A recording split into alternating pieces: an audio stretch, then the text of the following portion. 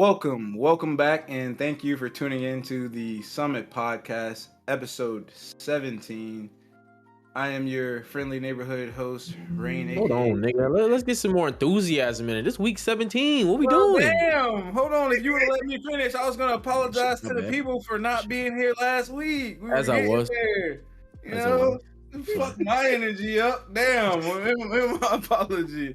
Hey, I was gonna nickname myself Mr. Inconsistent because we broke our streak of consistently being all here, or at least 3 people here, and apologize in advance. You know, things came up. Preferably, some of us took losses. They'll deny it, but that's okay. And we're back here all together. The dynamic duo times 2, the quadro something. I'm not great with shapes, and We'll learn that in the raid. we'll get there. First we got the main man, my guy with the plan, Razor SJS. Hey, what's up, people? Good to be back. Sad we missed a week, but hey, it is what it is. We're gonna do better. That was an exception. That's probably not gonna happen again for. It was not an exception. It was an exception because how often does that shit It was drop? not an you know exception. what I mean? It's the culmination of 10 years. It's an exception. You know what I'm saying? I feel. But anyway, we're making up for it. We're back. We're better. We're gonna do better. And I'm happy to be back. I'm actually sad I missed last week. I wish I could have been part of the conversation. You know what I mean? That's how much I feel bad about it. But that's in the past. We're gonna leave that behind and we're gonna do better. So hey, happy to be back. Happy to be talking. Listen, talking to you folks, sharing my ideas, my views, and everything else in between. Back to you, my boy. And we not gonna discredit or downplay what our boy Ashy did last week. Really holding that motherfucker down. He did his thing. But I figured he would because he talked a lot about Apple and he's an Apple fanboy. So we get that. He's about as biased about Apple as Striker is about Kingdom Hearts, and that recently released on Steam. So we got our played warrior Striker. Yo, what's going on? As they said, go ahead and apologize for my leave of absence last week. But man, there's so much accountability. It's like you said, it was 10 years in the making and whatnot. Like it's like closure, We had to finish this story. Like we had to see this through. You know what I'm saying? Like just think about it. Imagine holding a nut, in that long. All right. Wait, what? Huh? Last but not least, speaking of holding in nuts, we got my main man, the guy that's holding it down, Eve Ashy. Eve Ashy. What's up, everybody? We on episode 17 of the podcast here at the Summit. Just want to throw it in. Don't forget that if you want to keep up with us, you can find us in our Discord server at discord.gg/the summit. Once again, that's at discord.gg/the summit. Yes. Shout out to Eve, my nigga Eve, my niggas. Is it niggas for females? What the niggas? fuck?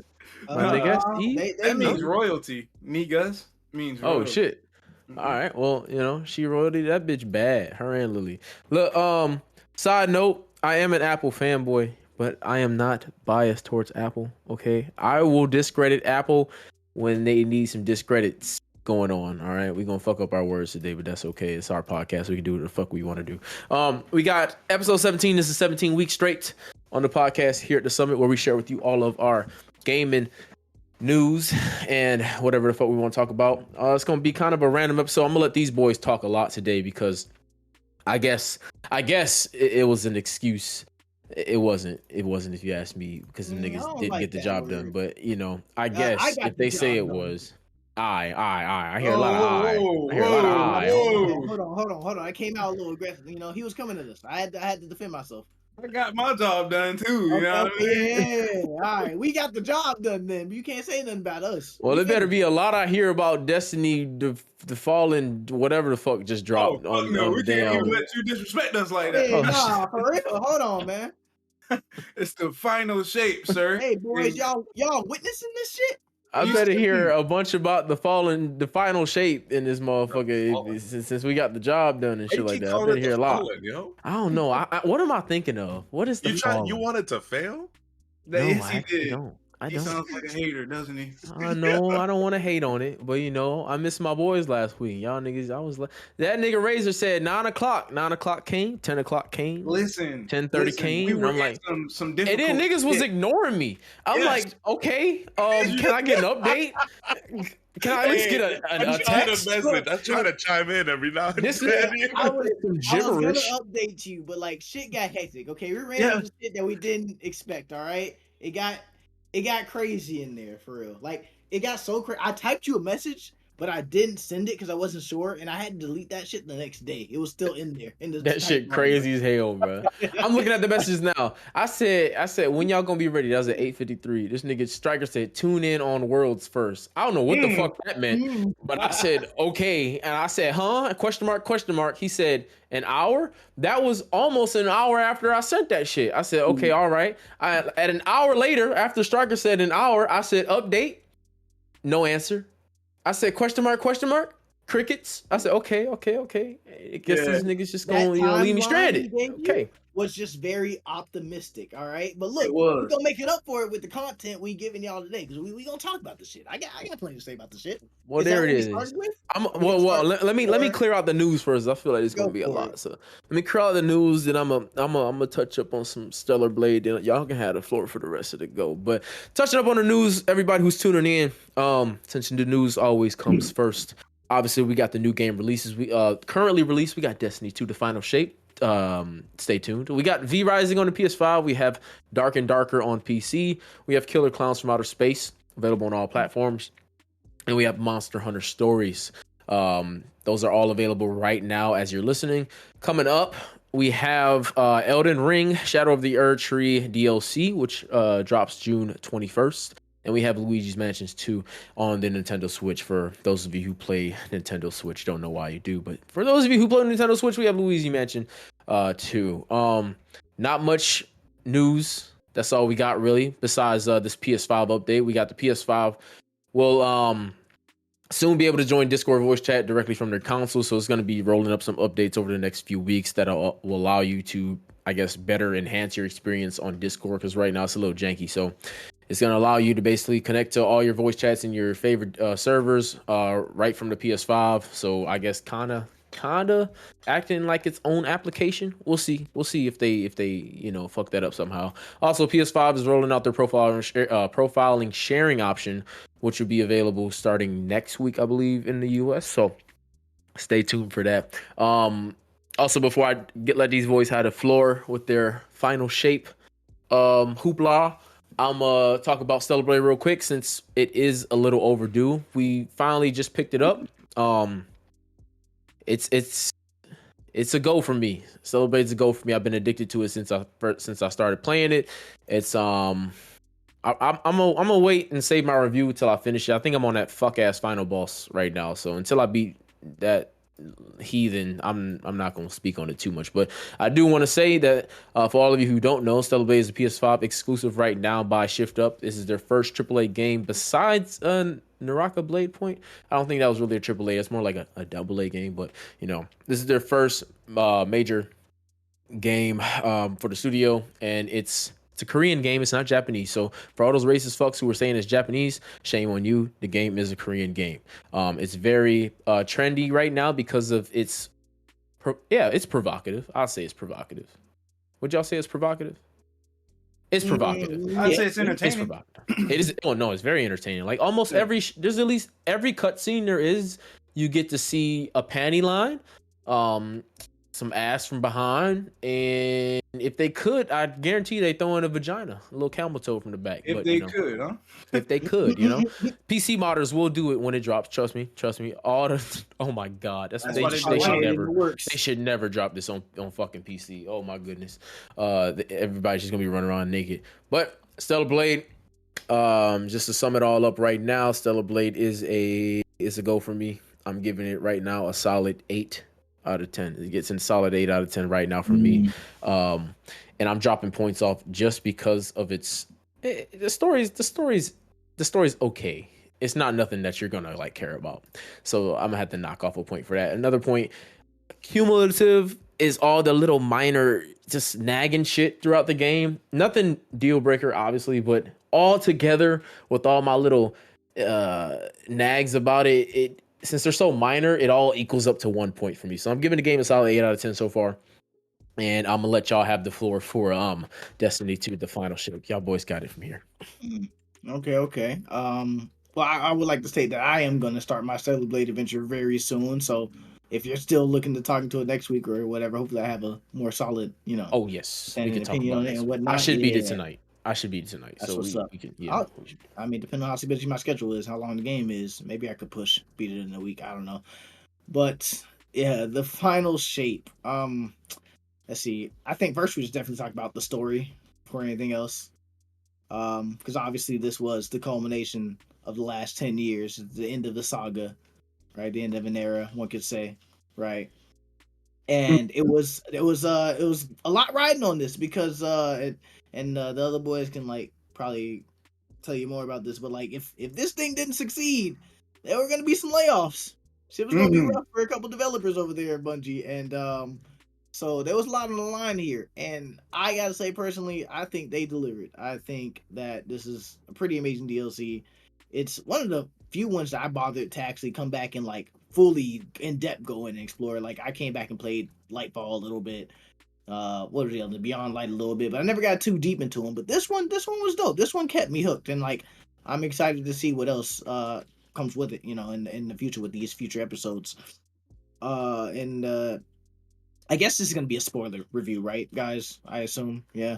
Yeah, spoiler. Time, right? Yeah. So with the End of the Light and Dark saga, harmonizing with both and fighting and this is where they're gonna have to help me out here because my Destiny history is shoddy since I have been coming in and out of the game. But the Witness, who was I'm not sure, he wasn't the cause of the collapse, or was he? He was a big part of it, right? He was a big part of it. He sent his disciples. Yeah, and he's the reason the Traveler was running in the first place, right? Kind of. Yep. Yeah. So, big enemy for the Traveler. Finally caught him, and it was up to us to save our big blue boy up in the sky there. And so the DLC takes place inside of the Traveler, actually. Pretty dope area that's like pretty much like a reimagining or like of like areas we've been to already and know, like the old tower. It was pretty dope to see the old tower again. Kind of brought back memories, all the dance parties and shit we stab up there. Got crazy. The map itself, I think is pretty dope. I like the Bell Heart, exploring it. I think it's pretty dope.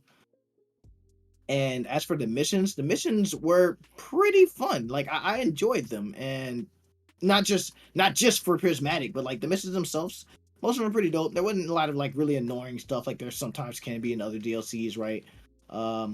Nothing particular really comes to mind because it's been so long since I played them. But I really thoroughly enjoyed myself throughout the entire campaign, and I'll let the other two speak on how they felt on it. You can go first, Striker, if you want. Oh, go ahead. I've really enjoyed the campaign. I ran the campaign legendary, as most people typically do, so that you can get those boosts and bonuses and everything. And I did it with Razor my first playthrough, which is pretty dope. I like that they did, move towards the option of running a campaign on legendary if you want to feel that difficulty. So it's not like just mindlessly going through missions, and it added a little challenge to it if you want it to keep you engaged, right? So in that regard, I enjoyed that part. The way the story progressed, I won't talk about too much first, but I did enjoy the roadmap of the story as you're progressing through the campaign and everything. I felt like it was pretty well done. Homie Striker? Where? We said we're doing spoiler free, I'm assuming. No. I ain't go as much as you want, yeah. Oh, where? So, like Razor had mentioned, this was 10 years in the making and whatnot. So like we got this story starting from the very beginning where from people that even started from the beta, where you're starting off being, revived or being found by your ghost, and then starting your journey outside of the walls of the city, and kind of going into the Cosmodrome and starting to fight your way back towards the tower, losing the tower, gaining the new tower, and just like this whole fight just kind of on and off. There was a lot of like ups and downs with the story, but I feel like coming into this final shape, it all kind of like now makes sense.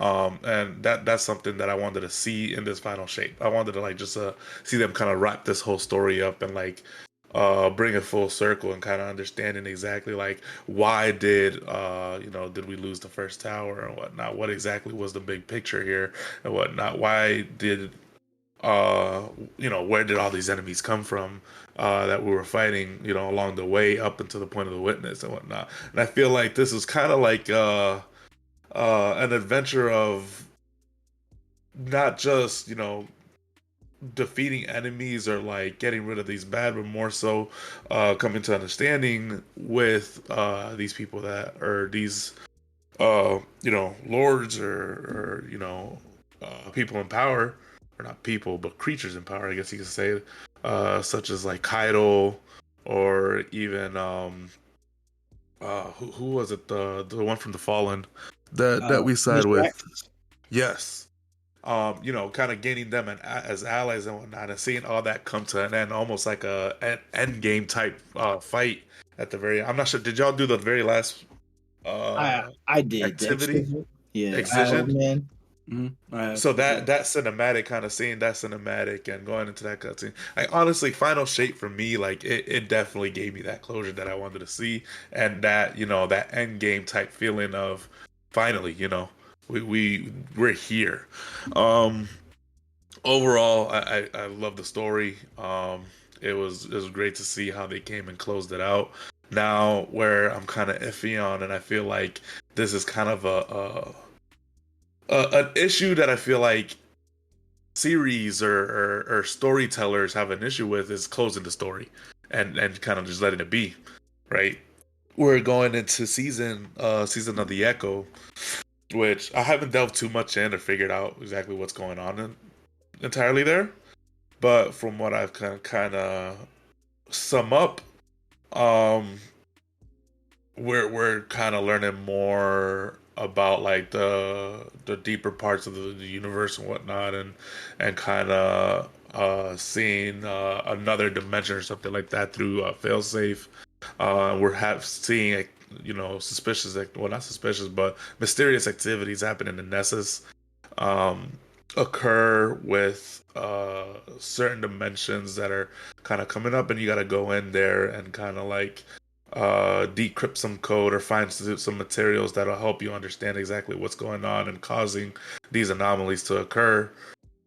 It's starting to give a lot of that that Lightfall-ish type feeling as far as that activity, as far as those activities where it's just more of a nuisance to kind of go through and do, rather than enjoyment like we're having in Final Shape and in the Pale Heart, where it's not just doing an activity, but like doing an activity, learning its mechanics, and its mechanics also applying to like enemies that we encountered throughout our journey, and applying those mechanics that we've learned and doing them within these activities to complete them, ultimately to fight like this boss further that area for whatever period of time, and then we know there's a rotation of 3 bosses.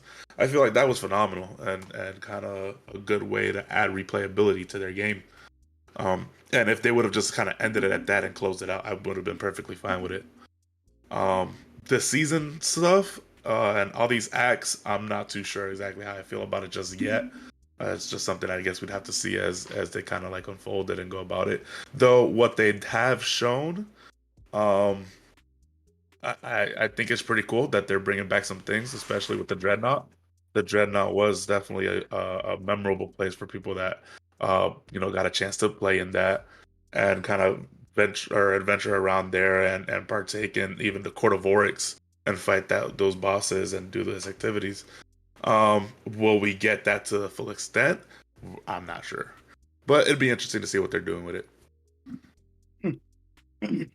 Okay. So you were talking about the episodes that are coming out as well? Yeah. Cool. Mm. Yeah. Yeah, I haven't put too much thought into those in regards to. I mean, like it's the culmination or the beginning of a new arc, but they're using the episodes to kind of bridge the path from the Light and Dark saga to what they are planning. Is what the developers were trying to say. So they did drop a showcase that did touch on what content you can expect in each episode, but it was like a 15-minute video, and basically it wasn't too in depth because they just wanted to tease it. They're more or less trying to get you to focus on final shape right as of at the moment, as of now. Yeah, because I actually did the week 1 mission so far, and nothing big's got revealed. Like the big bad hasn't even been revealed so far, so it's definitely something they're still building up. But I understand because I mean, like, we're gamers. We're gonna ask for more regardless. So if they just dropped what they did, and that was it, people might have been upset no matter how good it was. To be honest, so yeah, definitely waiting out to see how that goes. Because it is one of those things where it's like, oh, we just killed the biggest bad we know. What is next? I do get that concern. But hey, only time will tell at this point, right? Because we don't have our hands on all of that yet. Exactly. But I will say I am a sucker for fail-safe dialogue. I fuck with her, so I'm with it. I'm for it. I think that'd So be interesting.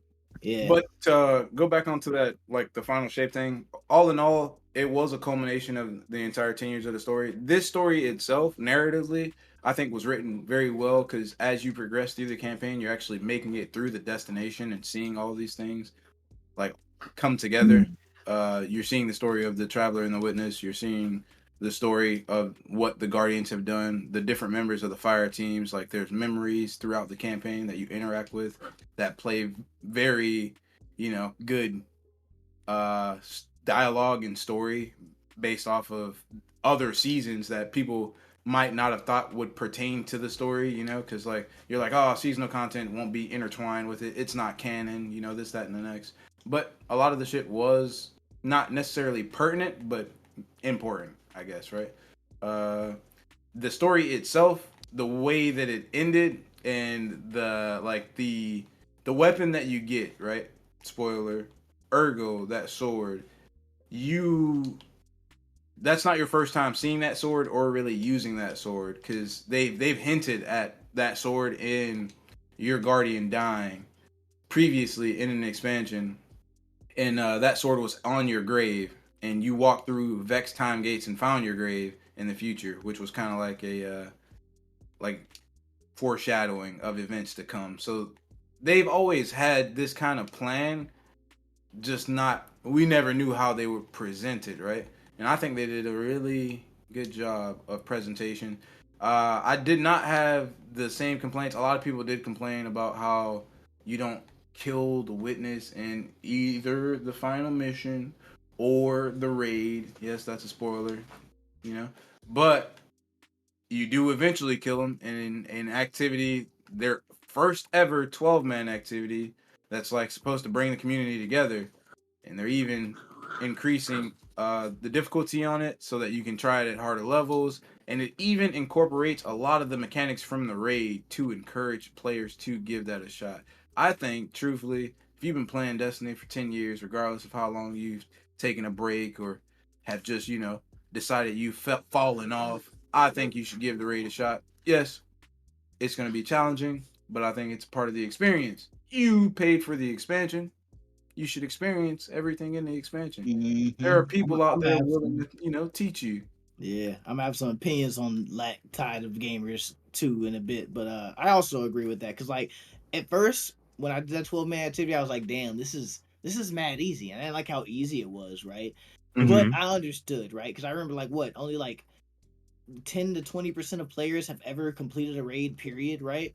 So it made sense to me because it's like, okay, if they lock the witness final fight behind a raid, a majority of people aren't going to see it. Just straight up. They aren't going to see it. So it made sense that they put it behind an easy access, low difficulty activity. So I see why they did that and I understand. Even if I personally would have liked it the other way around. I get that this was the smarter move for like the overall for the player base. Yeah, exactly. So I understood that, and I was like, Respect. okay, that's cool. And like you said, there are mechanics in the raid. Like people in the raid didn't even know, like you can break the arms. Like if you stood inside the residence and shot it, you could still break the arms. It didn't tell you that, but if you played the raid, you would just know, right? Played the raid, the attack patterns. You do the dodge and jump, and and stuff like that. So I get it though, and a lot, and ultimately for what it was, I liked it. Right, I really liked the part where they brought back the statues. And everybody wailed on the statues. I thought that was really dope. And I was like, oh, a little callback to that in the final mission. Right, And that 12-man activity, the cutscene, the story at the end when you finally beat it, all of that shit, chef's kiss. Yeah. Well done, executed very well. No complaints from me personally. I don't even have complaints about the raid, and I don't think anyone should have complaints about the raid. If you think about it, in Lightfall, which is I think Destiny's probably second worst expansion they launched, had a raid in it called Root of Nightmares, most cleared raid ever. Everyone was saying it was too easy. Motherfuckers were running it solo just to prove a point. Yada yada yada. Now, this raid came out. Gamers are going to be gamers. A lot of people complain about the difficulty and things like that, but I think everyone else, they appreciated it. Even if you didn't give day one a shot, you paid attention to that race to either, understand the mechanics or just to see what would happen because it was the culmination of a 10-year of experience, right? You want to be a part of that. And then as soon as they beat that raid, that 12-man activity dropped with that fire-ass cutscene saying, a fire team finally beat the raid. And it took the motherfuckers 18 hours. 17 hours, 57 minutes. But it took them 18 hours to beat that shit day one. So, I mean, it's not made for everyone to beat in contest modes. They never were. They never should be. That's, that there was only like one team that beat it in contest mode. No, it was only one team that beat it day one. But contest mode, I think 8 teams finished. Yeah. Which was the first 48 hours. All in all, that being as difficult as it was, I think was rewarding to those players and everyone else because that's what we asked for. And I still think you should still experience it now because it's not as difficult besides the mechanics, which, you can learn. It's a learning curve, yeah. That's all it is. Learning curve. It's nothing beyond mechanical skill and all. You don't need extreme mechanical skill, nothing to beat the raid. It's just learning it. Just taking the time to learn it. And honestly, it's so amazing. The raid is so difficult that there are so many online resources of people and videos of people sharing how to do this, tips and tricks. And it's really something that the community hasn't really been this. I doubt people were dropping this much content about Root of Nightmares. You know what I mean? Yeah, no. The community is really up in content and creation and working together just for the sake of doing this hard content. It's really damn near bringing us together for real, right? It is. It's trying to get you to work together as a team. I felt like a lot of the content in this expansion, even though I'll say this is the first social space that you can explore / kill people in that is not a public space. Every time you load into the Pale Heart, which is the new destination they introduced, it is a solo instance, but you can invite people to your instance. And there is a matchmaking function on it as well. They do have that. But besides that, everything else in this, I think, is kind of sort of trying to get you to communicate and work together as a team and bring the community together, which I think they knocked out of the ballpark. 100%. Yeah. I feel like as far as raid mechanic goes, this is definitely the most involved raid. There's no I'm gonna sit back and not say anything, because even when you get something like the fourth encounter, something as simple as identifying a guardian and the subscription to match his ghost shell. I feel like it was definitely very clever for them to kind of develop to make sure that everyone is included in this encounter. Yeah, I think that's how most in-game content should be in a 6-man raid. Everyone should be involved in some way, shape, or form. You don't all have to do all the hardest shit and everything, but just have a role to play. Just because it kind of sucks just do an entire raid and just be ad clear for real. They may not feel that way, but honestly, what's the difference? You could have just done a regular story mission. You could have just done out exploring because you're not doing anything different from what you normally do if you're not doing any raid mechanics. So I think it's really great, and they should encourage more things like that where everyone's involved. And they'll probably like take the tips of, hey, this is too hard, and they can make it a little easier, but still make it just as involved, and like that would be a hit too, honestly. That's it. I think it keeps the player engaged, whereas a lot of other activities don't. So I think that was a good touch, keeping all of the players engaged, because you can't just mindlessly go through it. You're actively doing something almost in every encounter, regardless of who you are. I don't like. I can't really say I have any cons at this point because it's still early in my experience. Everything's fresh, so I haven't run into a repetitiveness wall. I haven't run into a lack of content yet. It's fresh. It's the first. This is the second week the expansion has been out, and we were on vacation the first week it dropped. So we're still fairly getting into it, but we have done the entire campaign, the raid, and the end mission. I haven't even started the episode stuff yet because I'm still exploring the Pale Heart personally. So this kind of like leads into like something I wanted to be opinionated wise on the thing. You know, everybody complaining about it being too hard, and also the dual destiny mission especially, that one's a big one, right? So I guess explain that first. So like dual destiny is a mission they dropped. So like a big part of this expansion was exotic class items. It was a thing that can only work with the new class Prismatic, and we should probably take some time to talk about Prismatic as well because it's a pretty damn good class, right? But so an exotic class item that gives you like 2 exotic perks. It's like a 2-in-1, and it was a big selling point of the expansion, pretty much. Now, a lot of players were very upset when finding out how to unlock it once it came out because it is locked behind a mission that requires 2 players, and a lot of people were just mad that they couldn't solo it, basically. And that was a big portion of the community actually was up in arms about this, and I wanted to mention it because like I am the opposite. I think that is, you know, that's not something you can ask for, especially in a multiplayer themed game, and I think it's just like because you know a majority of gamers, period, are solo gamers. That's just how it is, right? So I understand why a majority of the community is upset because the majority of the community don't play by themselves, right? But I think in this case, you don't really have a right to complain because one, Bungie added an in-game LFG finder, so you don't need any third-party source or nothing to find people in game and do activities with them. You can easily just go to your menu, go to an activity you want to do, and search for teams. And if there are no teams up, you can start one, right? And people were mad upset about this. They were mad that this was a mission that forced you to work with another person, and not just force you to work with another person, but actually communicate with them. And that's what a lot of people have had problems with. I feel, right, because it's not a mission that you can just to grab a random, go in there, and just silently do it. That's not one of those missions. You need it's like a raid. A lot of people said, hey, a lot of people made a joke that it's like kind of like a 2-man raid, which isn't entirely wrong, I guess, in terms of how it works out. But a lot of people are mad about it because they don't want to communicate. They don't want to be a team player. They don't want to like play with randoms. They don't want to LFG. And I think those are just not valid complaints because of one, like I said, you have an in-game LFG that everyone has access to.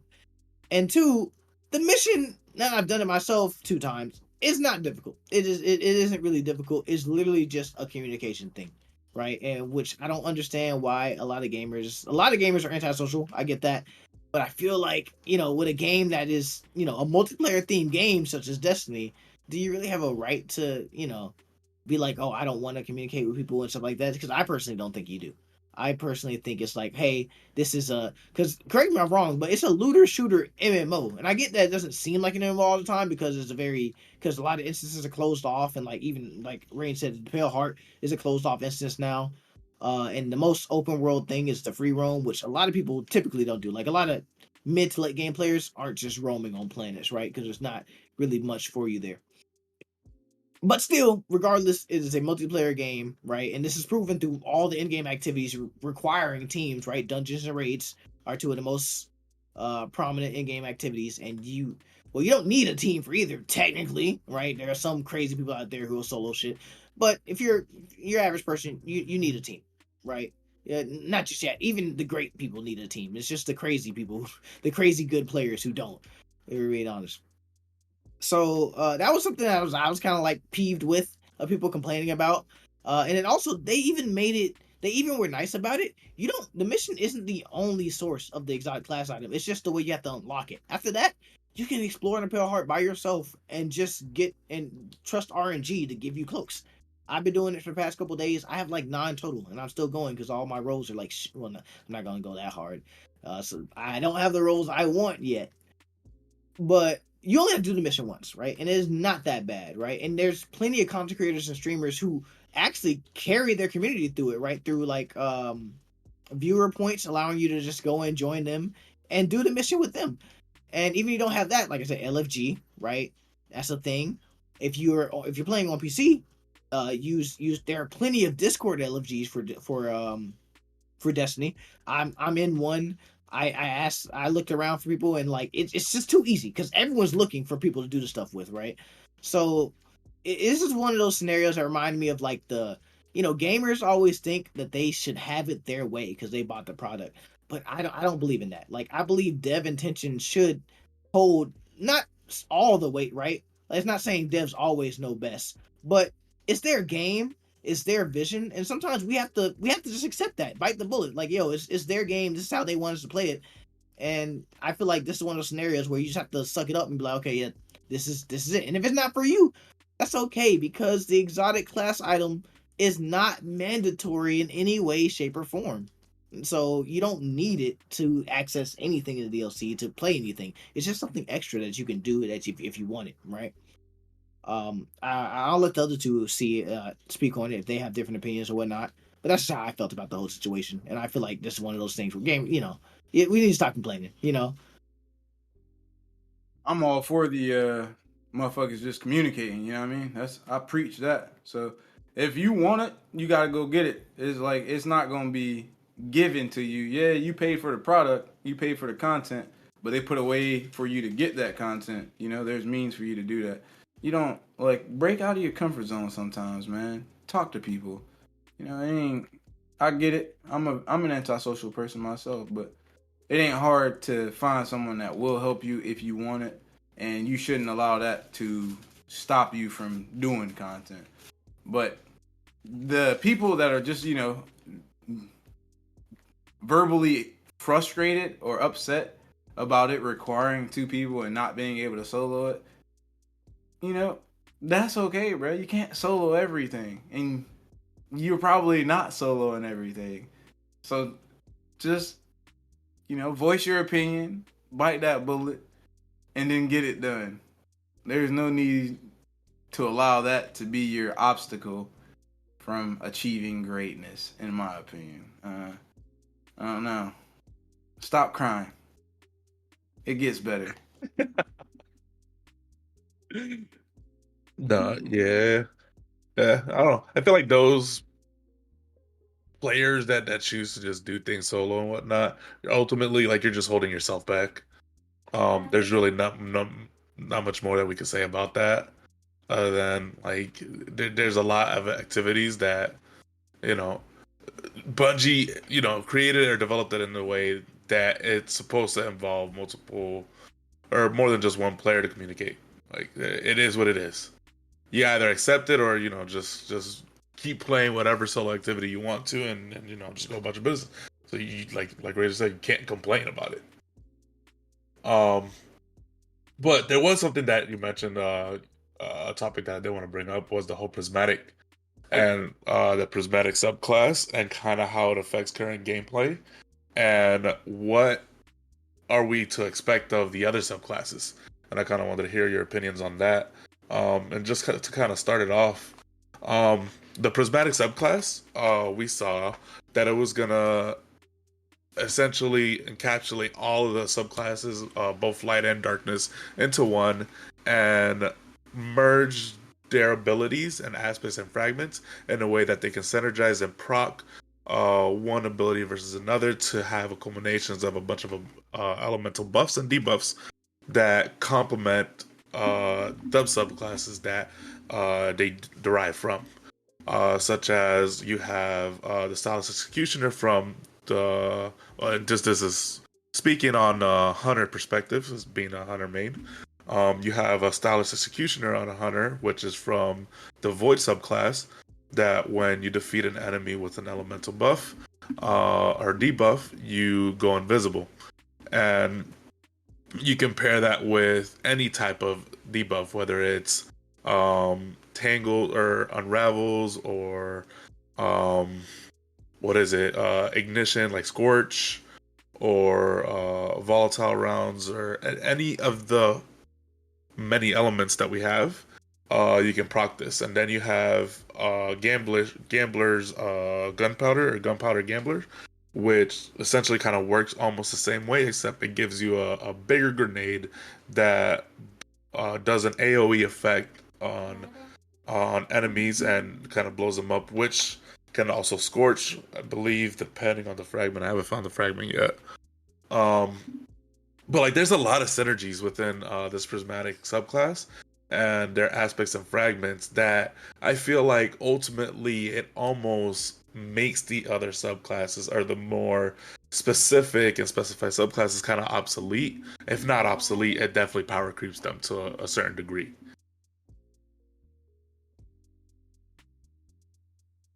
I mean, yeah, no, power creep 100%.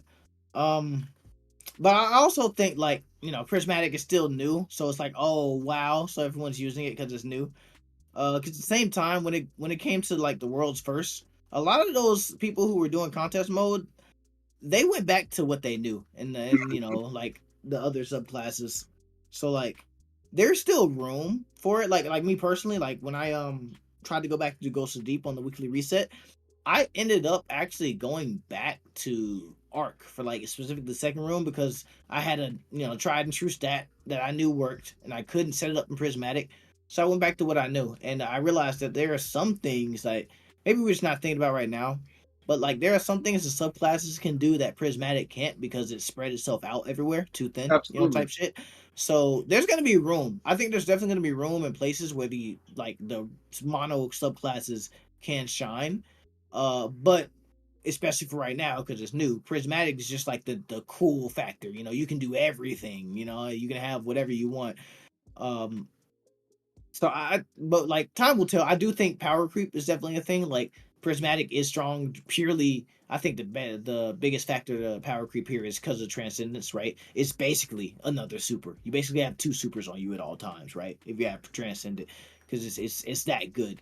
But beyond that, I mean, time will tell. I think this is another thing where we'll wait and see, what comes out of it. Because I don't know, like I haven't bothered going back to those subclasses, but it's not because they're bad. It's just because I want to use the new one, right? And personally, someone who when I came back for the previous DLCs, I didn't get too deep into them, so I personally didn't use Strand and Stasis too much on their own. So having a class where I get to play with those abilities is something that's pretty cool. Because like if you play with me, you see I probably use the Strand and Stasis stuff a lot, because it's still kind of new to me ish. Uh, but yeah, I definitely see what you mean. And that is something Bungie's got to probably look into. But will they? I don't know. Will it be a big deal if a majority of the player base is using Prismatic for real? Because I don't think it's necessarily an issue. Nah. Yeah, I don't think it's necessarily an issue, and there will still be people who use their other subclasses here and there, right? Yeah. I think.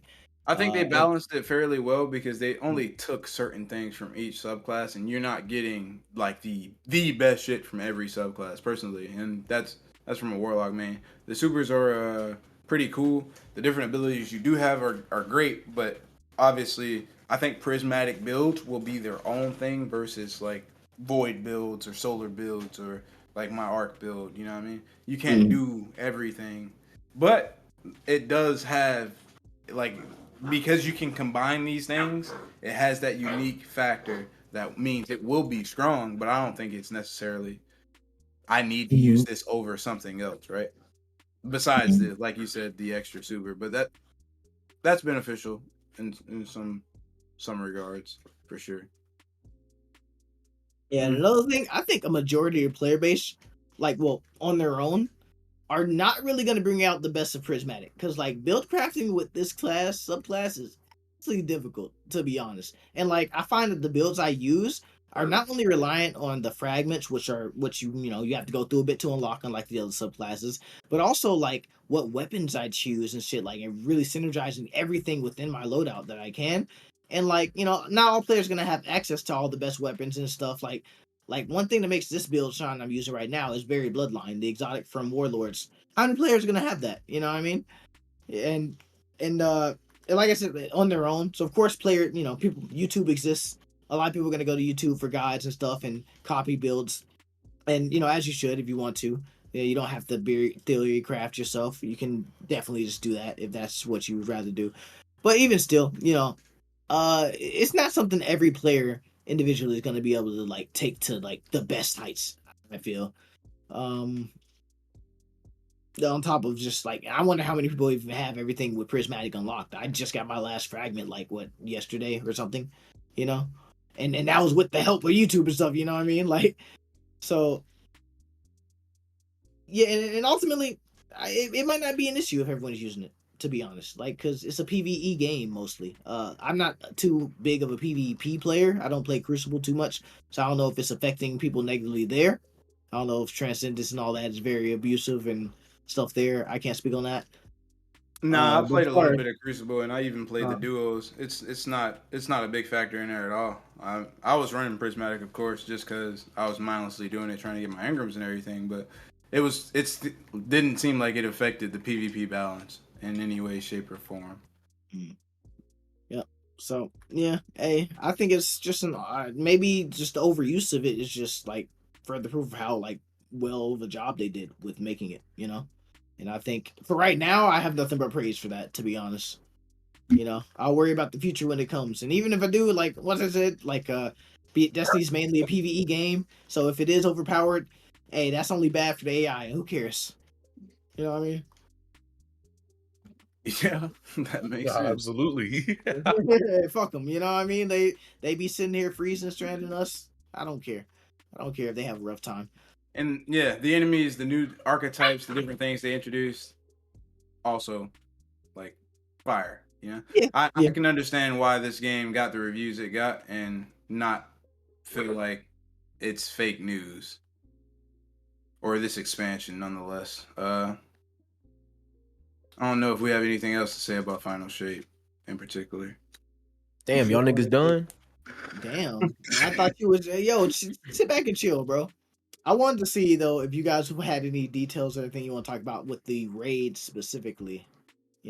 Since we spent a lot of time there, you know what I'm saying? Between the three of us, we probably have a solid fucking 30 plus hours in that fucking raid. A lot of my 90 hours came from that raid. God damn. Oh my goodness. Tell me about it. HiRoller came at me the other day and he was like, yo, you put 90 hours in 2 weeks. I was like, That raid is crazy, boy. But hey, it's a challenge. It's a challenge we asked for, and I personally really liked it. To be honest, I think it's one of the, I think it's just like it shows like people who don't want to learn. You feel me?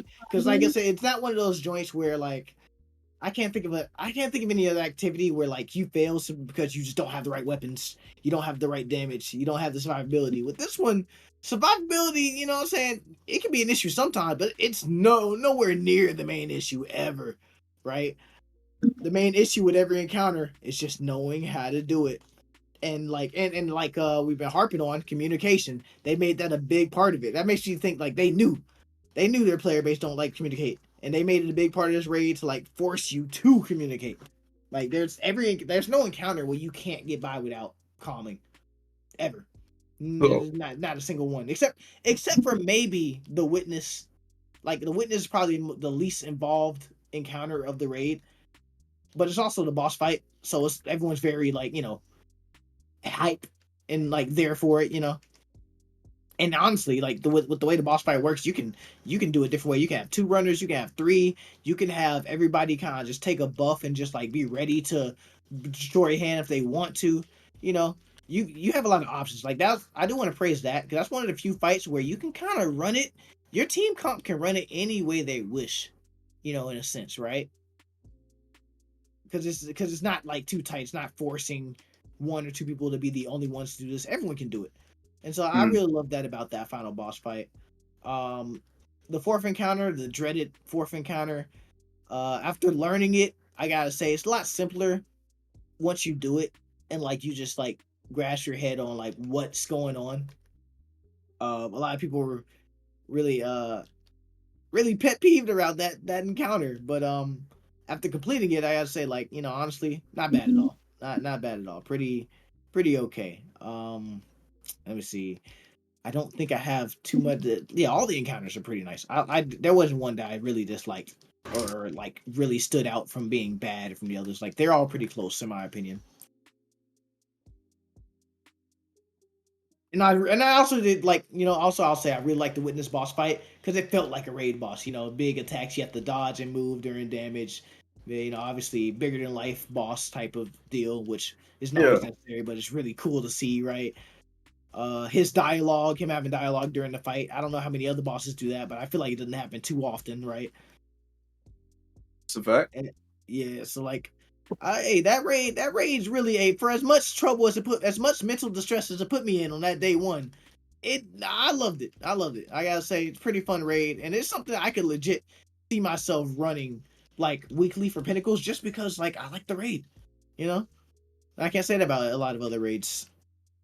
Yeah, I typically do that regardless. Running raids for Pinnacles is a go-to, but it is a well put together raid that does require communication. And I didn't tell you about it, but when I told you that I was doing that solo running shit, so after that runner had left, right?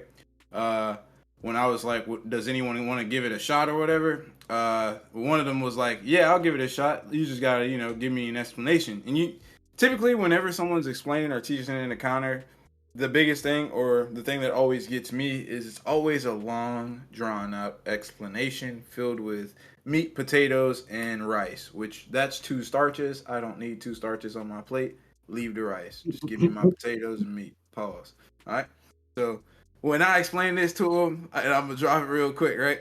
This was my explanation of the final boss encounter. You step in the attack of the hand, you shoot the wrist, you see what symbols on the wrist, you go stand in that attack, get resonance, you come back, step in that attack, break the wrist, you get glyph breaker, you break the glyph on the boss, spawn subjugators, people kill subjugators, and you keep doing that until you break all the glyphs. That starts damage. That was my explanation of the boss. That sums it up. Doesn't it? Them niggas got so quiet when I did that, bro. He was like, okay. And then I stopped talking, and he was like, I said, so you got it? He said, that's it? Mm-hmm. That's it? I said, yeah, that's literally it. And they were like, hell nah. There's no way you just explain that whole encounter in 30 seconds. Yes, that's it. That's it. That's it. People just overcomplicate things and just don't understand them. It ain't never that hard, bro. Bro, I could probably explain the fourth encounter in like 3 to 5 sentences. It's just not not complicated at all. It's not. And people overcomplicate these things and just lose confidence in themselves. And that's what stops them, in my opinion. I think it's a great raid. There is a challenge. But as people, as time progresses and more people get taught, the information will clear up. I think what people's actual biggest issue is with that shit, this is going to sound kind of wrong. They're trying to understand instead of just doing. So, like, sometimes if I explain something for you to do, if you just do it, I think in the process of doing it, you'll begin to understand it. So, like, if someone says, get double your shape and then give your shape away, you don't need to know why you're doing that. You just need to know you need 2 of your shape so you can give them away to the other 2 people. Right? Yeah. But people get so caught up in the why that they fuck up. In my head, I thought you were going a different direction because I was gonna say like it's something. Well, I guess this is a different direction I thought you were going in, but that's something that works for me. Like if I watch a YouTube video, I had to do a raid or something, right? Because like I said, I had to catch back up on Destiny content. I'll watch a YouTube video, refresh myself, but I won't truly get it until I do it myself. And then sometimes I'll watch a video after the fact too, and it really helps my understanding because like, oh, this is what I'm doing. That's when you probably can ask the why, right? Once you have done it and you understand what to do. Yes. Because sometimes like the double shape shit, there's no true reason why, but it's just a part of the mechanic. You have to do it. You know what I mean? There's a reason why. That's what was fucking us up in those 48 hours. Yeah, that reason why is because each guardian has to make a certain amount of trades before the door actually unlocks, even if the dissect team does their thing. That's the reason why. But nobody should have to explain that to you. Just make them motherfucking trades. Just make them trade. Make them fucking trades, man. Because the team I did it with, when they were explaining it, they were explaining that, but they were doing it. They split it into phases, and I'm like, okay, I get it because I did it before. But I was like wondering, I was like, man, I wonder if they know like it's not just a phase to make it easier, because they were talking about like, yeah, it makes it easier. I was like, I wonder if they know it's necessary, because it is necessary. But like, I don't know if they know that. But I was like, oh, they're doing it though, so hey, don't need for me to complicate things by saying shit. Same. With the same guys. They were like, oh, yeah, that's the easiest way to do it. And I'm like, that's the way you got to do it. That's the only way to do it. Yeah. You got to do it. I was like, let me not say something. We doing it right. So, like, let's just get it done. Let's just keep moving. Yeah. That's it.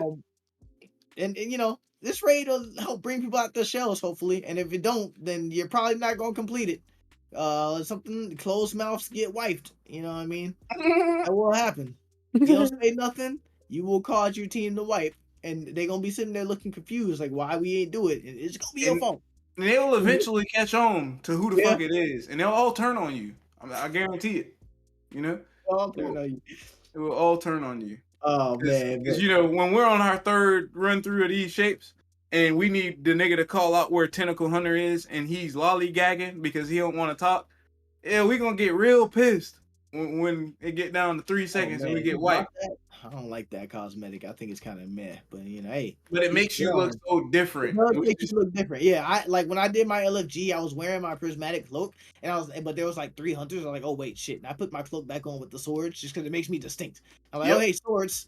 I'm swords. You know, that's how it works. Yeah. But all in all, like, I just not beat a dead horse or talk bad about guardians who you know, don't get it done or whatever. But all in all, like, pretty amazing raid. And of all the raids I've done so far, have not completed 2. I haven't completed Garden of Salvation. God damn English. And then also I have not done Vow yet.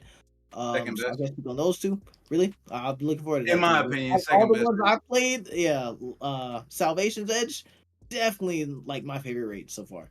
For sure. I love it. Yeah. I think they did great with it. Yeah, it's pretty solid. I like the fact that it makes niggas do shit, bro. Mm-hmm. I can't keep harping on that, but like I'm tired of niggas getting carried. Mm-hmm. Yeah. There is no getting carried that rate. Even if you are like the one that doesn't know how to do something, they're gonna have to teach you something. You're gonna have to do something. Yep. So would y'all say this is a success? Yeah, absolutely. Yes. From a business standpoint, I think they did well. They exceeded expectations, and they kept, I don't want to say kept their word, but they restored faith in Bungie in a way, because they were headed in a really dark direction with their expansions, and a lot of motherfuckers did get laid off after Lightfall dropped, and the game development realm for jobs just hasn't looked good for job security, and that's from the outside looking in. So what's next for Destiny?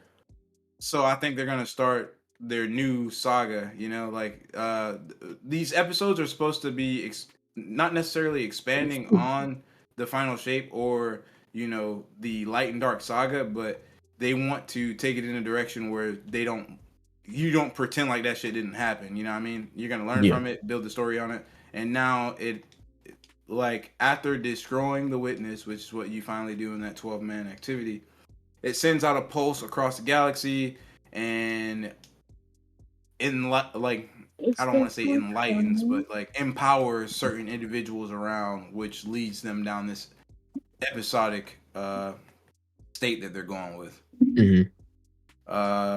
And initially, this first episode ties around the Vex network, and this guy that is trying to utilize the Vex and their means of time gates and things like that. That's kind of what this is supposed to be at the moment. But I think kind of sort of like Marvel, after, you know, Endgame, Infinity War type shit, it's going to take a little minute for the picture to be painted. Like now you're going to see a lot of different things being presented, and it might not seem like there's a sense of direction at first, but they do have a way of connecting dots and ensuring that the narrative does get pushed. Mm. Okay. So no Destiny 3, just like Oh, continuation. I think there'll be a Destiny 3. Me personally, I think there'll still be a Destiny 3. What's the timeline on that? I would say 2026. Personally, they could push for So they're probably in the 2025. works of it then. Yeah, no, they're definitely in the works of it, low key, and trying to keep Okay. it. There's already been leaks of the project that they're working on, and it's codenamed something that I can't say. I forgot what it's codenamed, so I can't say it. But yeah, they're definitely in the works of that, and I'm pretty sure it's gonna be D3 because Is it codename Payback? I don't think so. That doesn't ring a bell. That's You what talking about Marathon? No, I'm not Destiny talking 3. about Marathon. Marathon's Marathon. That doesn't have a Oh. code name. They've already, released information about that IP that they're working on, and a little bit of gameplay reveal. I think I'm pretty sure I've seen that. But no, they're working on something in the Destiny genre or realm that has a different code name, and it has nothing to do with the episodes because they've already told us about the first 3 episodes and painted a timeline of it. I think these 3 episodes sets up for either D3 or whatever they are planning with that code name. So this isn't the last DLC though for Destiny 2, is it? For Destiny 2, it could be. They haven't said. Oh really? I think Shit. Yeah. I think this Oh damn. could be it. Well, that would make sense. It's called the Final Shape. Yeah, but the final shape was so back in 2014 they released a roadmap of what they had planned for the 10 years, and the final shape was the last expansion. Oh shit. For that, So then D3 might come a little sooner then. I don't think so. No, it's almost 2025. Never mind. Yeah, It's almost I just don't think it's 2025. gonna launch in 2025 because I feel like a lot of people will not want to drop. Like we've seen a lot of games that are about to come out, and then there's GTA 6 that's just looming over everyone's heads. Yeah, that's gonna be massive. Exactly. That's So what I everybody's would focusing on. hold my shit back, until 2026, and push out when that. You don't think they'll make it free though? Oh no, I think it'll be free. Oh, okay.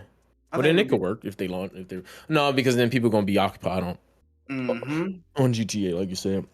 And even if the game is base free, I think they're gonna launch it with an expansion because they're just gonna massively overhaul the engine. I think there was speculation of them getting rid of each class and then adding in playable races from the game. So I think all of that will take a little bit more time than anticipated right now, if that's the case. That's true. I can see that.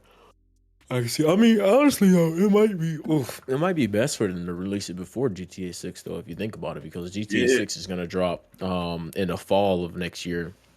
Their online is probably most likely not gonna drop at the same time because that's what we saw with GTA 5. Plus, I don't think their online will be ready anyway by the time that drops. So, if we're looking at fall 2025, that means people are gonna be playing that shit. Well, people are gonna be playing that shit forever, but that's just gonna stay hyped for at least 6-7 months at peak. So I don't unless Destiny, if they try to release that shit, maybe towards the end of 2026. I think it'd just be better for them to release it but we haven't heard it. It's almost, like I said, it's almost 2025 already, and we haven't heard anything about it really. So yeah, you probably right on that 2026. That's kind of tricky.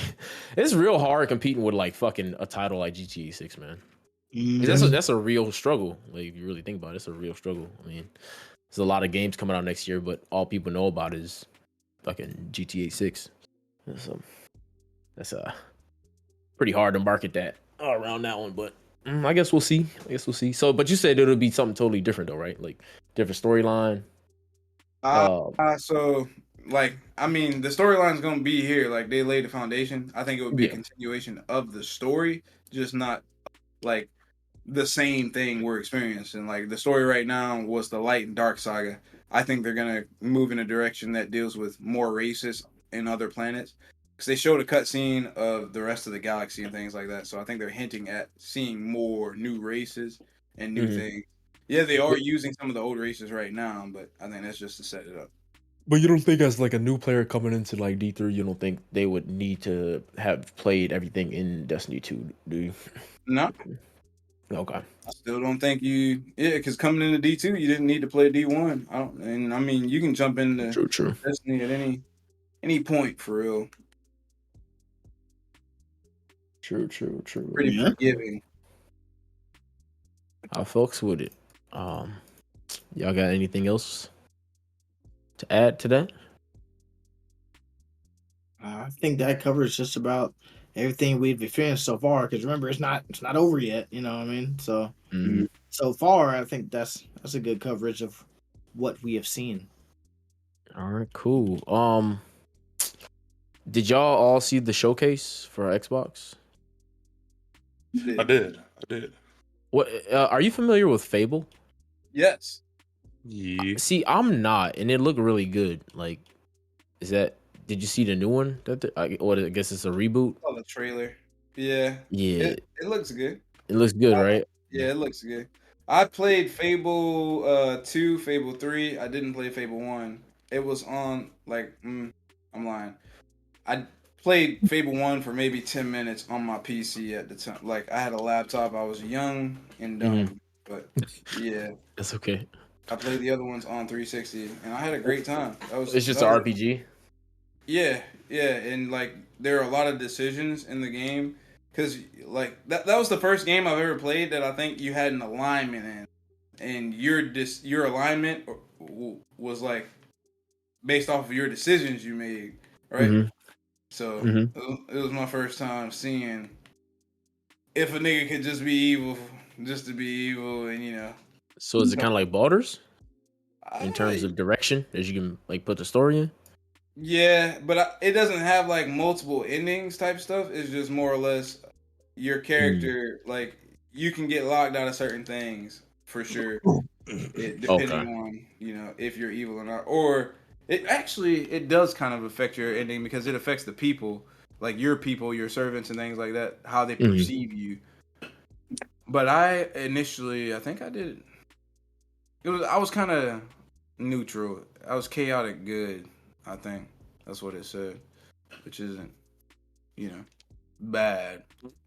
But it was the first game I experienced, like, in that regard. You can build relationships with NPCs and things like that, like, even have kids in different places or other players. Fable 2 was the one that, like, you could play online co-op type stuff, and you could actually, like, have a relationship with another player. It's kind of interesting. God. They're building it on UE5 on UE4. Oh God. Yeah. Oh man. But they must have been the worst for a while then. Yeah. Well, it seemed like when I saw the trailer, I was like, oh shit, this looks kind of cool. I didn't know much about Fable. I still don't, but it looked. Yeah, I wouldn't say the stories are like the stories aren't necessarily linear between the games and things like that. Cool. Yeah, this one's supposed to be like a reboot anyway, so I guess not that big of a deal. There was that, and then they had like oh shit, sorry. The ones that caught my attention were Fable and then Dragon Age: The Veilguard. I guess it's that's been getting a lot of attention because of I guess it's the same creators of Mass Effect. By BioWare. With EA as you said publisher. Dragon Age? Yeah, Dragon Age. I've played one of those before. Yeah, I don't know anything about that one either. Really old though. Yeah, it's like another. It's like from what I remember, it's top-down RPG classes. Medieval class stuff. I can't. This one's different though. This one's not top-down. Yeah, this one's just third-person view. The one I looked played good though. Mad old though, so yeah. Yeah. Good. Yeah, I mean, it looks fantastic. Graphically. I don't know shit about Dragon Age though, so I don't know. I had to look more into it when like at least some more gameplay. But the gameplay looked kind of cool. It reminded me a little bit of Hogwarts. Not gonna lie to you. Interesting. You're talking about Dragon Age, right? I'm talking about Dragon Age, yeah. Like because it's got a new style to it. Like I said, like Razor's talking about. I guess it used to be top down, but the way what's the last one you played, Razor?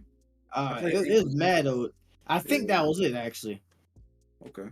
But yeah, that's so long ago, right? I can't remember how old that game is. Yeah, I mean, it was reminding me a little bit of like Hogwarts a little bit, but with Hogwarts Legacy, huh? mm-hmm. Great game. A single player role playing game. Fighter. It's a fighter now too apparently. So, I don't know. I'm had to. They're on my radars, but this thing is out right now called. I don't know if y'all heard of it. I was mentioning it a little earlier today. Enotria, the last song. It looks. Obviously, it's Souls like. It looks like they took a lot of elements from Elden Ring. It's got a demo right now. It's planned to release September 18th, but the demo's available on PS5 and Steam. I wanted to like kind of take a look into it because I was watching some gameplay on it, and it looked pretty good. I'm not gonna lie. Man, Souls like are taking over, huh? Oh yeah, 100%. That's the new. We had a new age of interest, which is cool. I like it sometimes. I don't know. Would you even consider Stellar Blade Souls like? I don't even think I really consider that. You think so? Yeah, I mean Souls like doesn't. It's got the elements. Yeah, like the campfire, the camp shit. That's a bonfire, right? Every time you rest, enemies reset. Bosses like it's just different. It just has a different combat. Like the combat thing is like. Because in like Souls games, combat is what everyone to be. You can do magic, you can do physical. You can block. You can straight up be a tank that blocks. You can straight up be a dodger. You can have a thing that parries. But it's never nothing that's forced down upon you. With Stellar Blade, obviously they want to make sure like you have to block, dodge, and you have to do all of it. Yeah, parry. Yeah. So like when I say Souls like. I'm talking about in terms of like general mechanics and how the game plays out. Okay. But like combat itself can be totally dependent on like the developers and how they want it to be, right? Yeah. So yeah, and I think Souls like just kind of like taking over because I feel like people are realizing that on top of the fact challenging. It's challenging, and single player games. Once again, I think every gamer should have some single player game to fall back on. Because multiplayer games can get mad, repetitive, and toxic, and all that, right? Mm-hmm. Even on a good day. And like Souls likes are games, or a good Souls like at least, are games that have like pretty good quality for quantity in what they give you. You know what I mean? Yeah. And I'm about to drop the. I'll definitely. You said if this demo out for that, I wasn't caught up with that, but I'll definitely check it out. I just dropped a link in the show notes, but I'm gonna put it also in the Discord too. I'll put it in nerds, but I guess they were dropping like a full. It's like 18 minutes. You ain't gotta watch it all, but just like you can see the mechanics. I haven't played Elden Ring too much, so I mean, obviously, y'all would be better knowing the comparison and stuff. But it looks similar. They said like they try to make it like the possibilities endless as to how you want to have your combat style. And it looks pretty. I'm gonna drop it right now in the nerds. Yeah, but it's out right now on demos for PS5, so obviously it's a demo. No harm, no foul. But it is coming September 18th. It looks like it's an 8-hour demo apparently. So okay, that's something. Tonight I might look into it and give it a little taste. It's so funny how every time people compare it to Elden Ring, when Elden Ring itself is just another Souls game, or like because it's the easiest one too. I don't know. That's why it's the one that they made that casuals can play. That's fucking insane. That's the easiest. Yeah, because it's the easiest. It's not the easiest because the game is easy. It's the easiest because it's like typical Souls games are linear, and in being linear, you do not have the option. You don't have all the options you do in Elden Ring, right? Like in Elden Ring, if a boss is hard, you can just leave, go somewhere else, farm up, come back stronger. In Dark Souls, no, you're stuck. You do that shit. You can't go forward, all right? And yeah, you can go backwards and farm, but because you're going backwards, those enemies are not worth as much as you need to like over level and beat that boss. So you're not gonna get over leveled unless you want to spend hours monotonously grinding, boringly. You know what I mean? Yeah. But with Elden Ring, you have the option to just go the other way. Say, fuck you, I'm not gonna fight you right now. I'm gonna do something else. Also in Elden Ring, spirit spirit summons. My bad. I almost said mimic because that's the thing everybody fucking uses. But spirit summons, are a newer thing, right? That's basically you allowing to multiplayer, but without multiplayer. You know what I'm saying? Because in other Souls game, you can summon other players. A lot of people don't do that. In Elden Ring, you can just summon an AI to help you out. Boom, that's something new. And I never was much of a magic user. in Souls games, so I can't compare the two. But I feel like the magic is more more lenient in Elden Ring as well, in terms of getting spells and such like that, and bigger arenas. But yeah, they made it's smart. It's like Elden Ring is made in a way to where if you want a hardcore challenge, you can have it. But if you want to make things easier on yourself, you can also have ways to do that. So yeah, it's pretty genius, and that's why it did so well. Because if it was the typical Dark Souls, do it my way or the highway type of situation, well, ultimately, we already know a lot of people didn't beat Elden Ring in the first place, right? Like, something funny enough, right? So for my Elden Ring people, to access the DLC, you will have to have beat Moog in the Blood Palace, right? So if you have not done that and you want to play DLC, get on that. You have a week or a little less than a week. Well, no, yeah, exactly a week now, right? Because actually, Drops Friday. 6 days. Oh yeah. So you have 6 days. You have to beat Moog in the Blood Palace. So if you don't have, and funny enough, I saw a video of a dude today. That's something I didn't think about. He was like, bro, only like 30% of people are gonna have access to DLC because only 30% of people have actually beat Moog, and that's so funny because I never thought about that, but it's so true. A lot of people have not beat Moog, so a lot of people who played Elden Ring just straight up aren't really gonna have access to DLC, at least immediately. They're gonna have to work for it. So that's a note. If you did not know that, prepare yourself. Go beat Moog. I myself, I'm gonna have to play the DLC on my console because I have not beat Moog on my PC account. You know what I'm saying? I haven't done much on my solo on my PC account. Hopefully I'll still have the chance to, and do that. But so that's something to look out for. It's something to watch out for if you didn't know that. And it's just so funny because I just imagine all the people who may not know that, or at least are interested, but just haven't done that. Because Moog is not only is an optional boss, but he's like out of the way. You have to kind of like know how to get to him because he's like at the end of a quest. But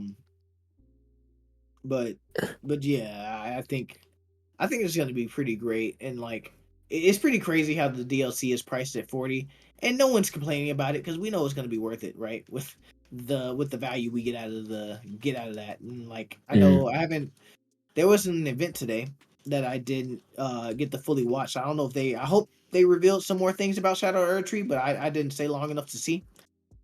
Because I know they're adding a whole new combat like style. Like there's gonna be like melee hand-to-hand martial arts type of like combat now that you can have access to. There's gonna be I'm pretty sure it's gonna be a system overhaul, right? So there's a whole different power leveling system, so you ain't got to worry about your character really being over leveled or something like that. I'm pretty sure the game will take care of that for you. And like they've mentioned before, every boss is supposed to be like Millennia's level or harder, which is kind of insane to think about. Right? Yeah, that's insane. But then again, Millennia, like a part of Millennia being so hard was because she was a cheese boss. She had a one-shot move that was really difficult to learn how to dodge, and also every time she hits you, she healed off it. She had leeching power, so she healed off of doing damage to you. And those two things are really what drove Millennia over the edge, for real. Outside of that, like once you know the boss, you'll clear her, like get her down for real. Like your second time fighting her, it will be so much easier. I promise you that. So I don't think so. That sounds like terrifying and like really scary, but I don't think it'll be that bad. Like I don't think it's as bad as it sounds. For anyone worried. Like you mentioned something about like the linear path and stuff. That's how Stellar Blade's like making me feel a little bit. So it's fine. Stellar Blade's making me feel like hey.